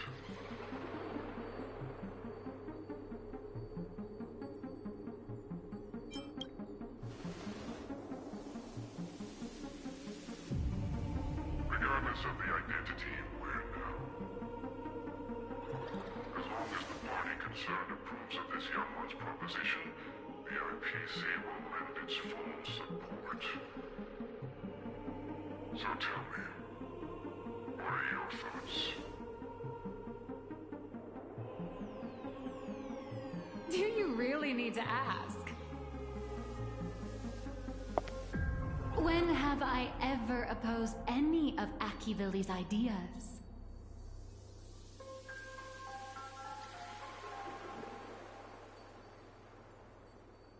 The answer is approved. The writing is on the wall. It's quite obvious whose side I'm taking. In that case, as always, I wish you both the best of luck. Maria. Yes, sir. By the sacred authority bestowed upon us by the Amber Lord, the Traditional Project Department has reached a decision. We cast our vote for the Astral Express, and canvas Plane Arcadia and restart the Phantom Moon Games. Thus, it is settled. The will of preservation shall be made manifest. Ahatopia will be preserved.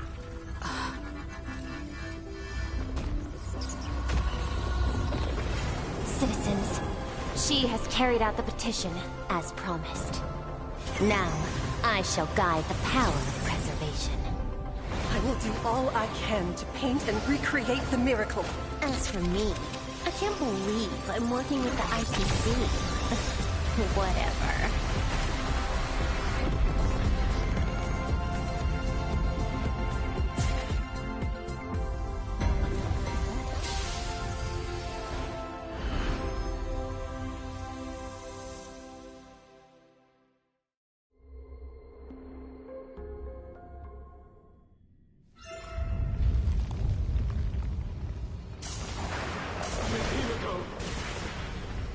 It's time to retreat. No. Perhaps we don't need to head to the tavern after all. The series of tremors have now subsided.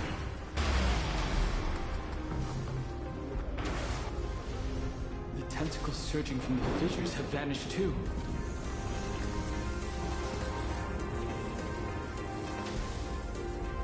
It's her. They actually did it.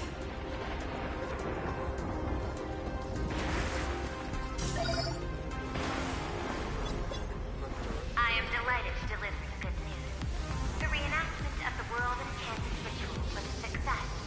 Plane Arcadia has survived its most critical hour.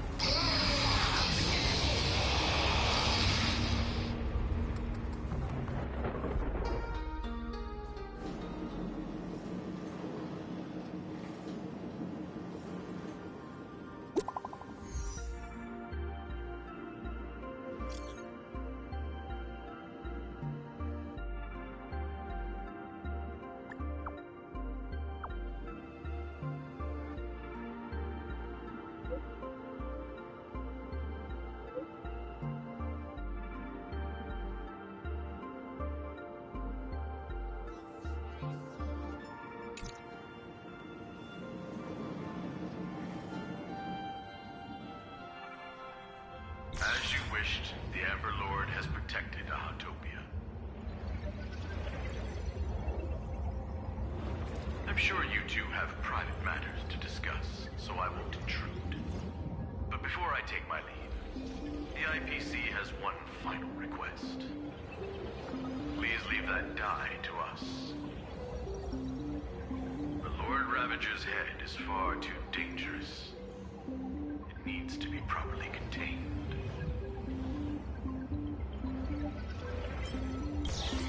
Let's do as he says. This old gentleman is trustworthy. Besides, I'm guessing you must have a mountain of questions right now.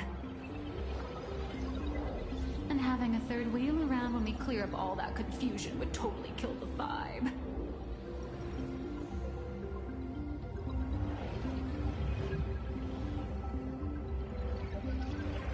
Miss Trailblazer is gone.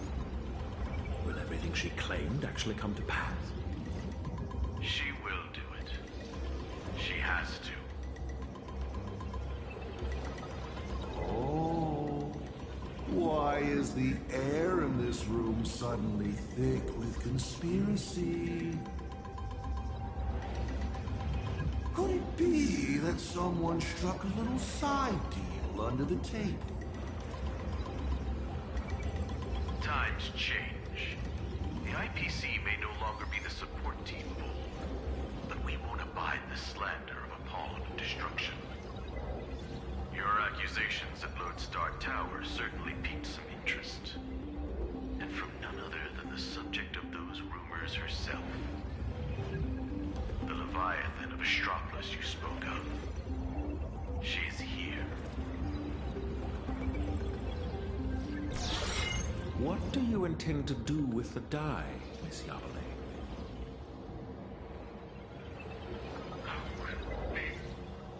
Can't you guess what I want? Hand it over to Lighthouse and send it to the Life Sciences Institute. I'll take the scalpel to it myself, dissect this head stuffed full of conspiracy theories, and devour the knowledge of Ouroboros. Every last crumb of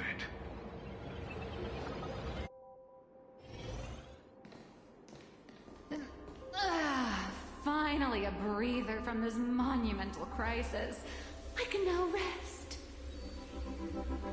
I'd love to say that, but you're not going to let me off the hook, are you?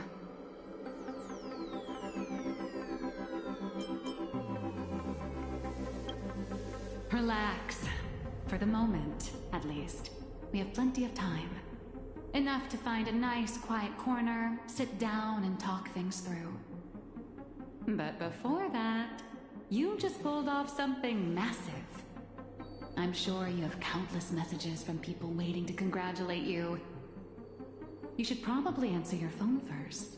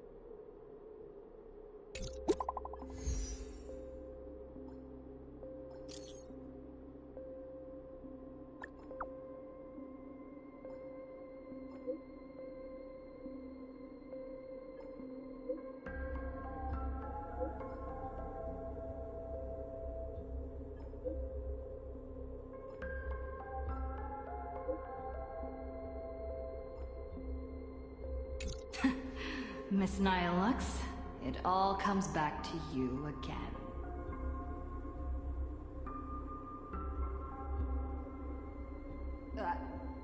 Where'd she go? Darn it! I slipped up!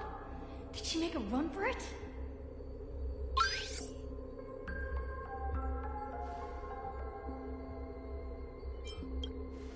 My apologies for startling you. On behalf of my client, Madame Nihilux, I am here to deliver an invitation for tonight. Now playing the audio message. Hi, little raccoon. I'm really sorry. Every time I try to bring up my true identity with you, some unexpected little hiccup gets in the way. Maybe this is just my lot in life. Watching you happily catch up on your messages, I figured I shouldn't interrupt your victory lap. But the questions burning in your mind deserve a proper, earnest answer. So, I made a reservation at the Upside Down restaurant. The view is nice, and the desserts aren't half bad. Some stories are best told slowly, over clinking glasses, once the dust has finally settled. I'll be waiting there, ready to tell you everything, holding absolutely nothing back. Make sure to be there on time. Sheesh. Way to leave me hanging.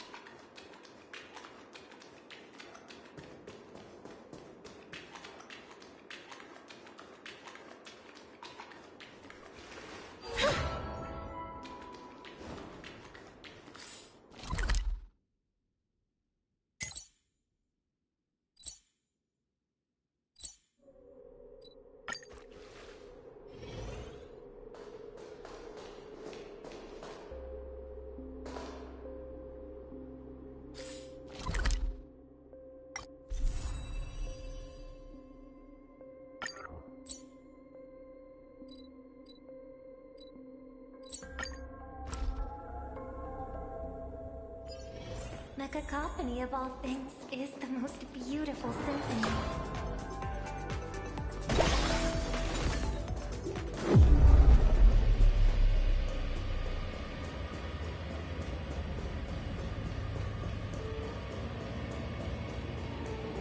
Nihilux should be right around here.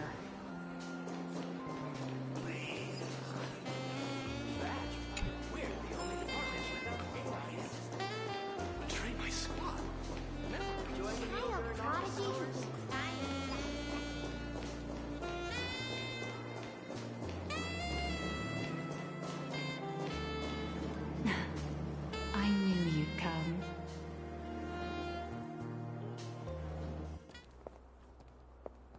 So, what did you have to say? I didn't mean to keep this from you. But the comic artist thing is just a cover. When it comes to my true identity...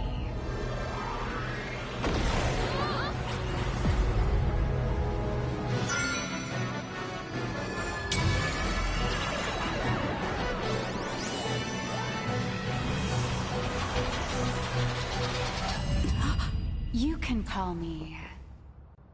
Aha. To you, my dear audience, I dedicate this performance.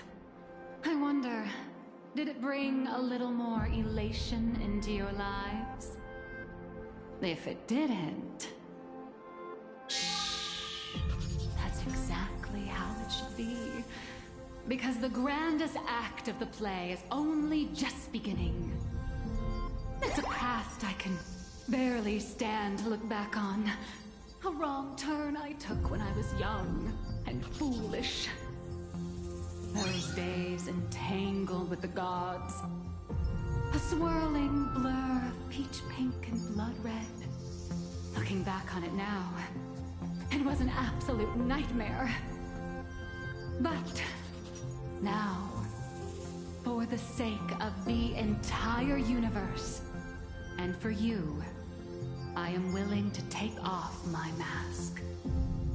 I am the master of Fantasia, the one who mourns, the murderer of all certainty, and the false sovereign of all theatrics. The first fool, and the original actor. Dear audience, the stars are silent. But I declare, let there be laughter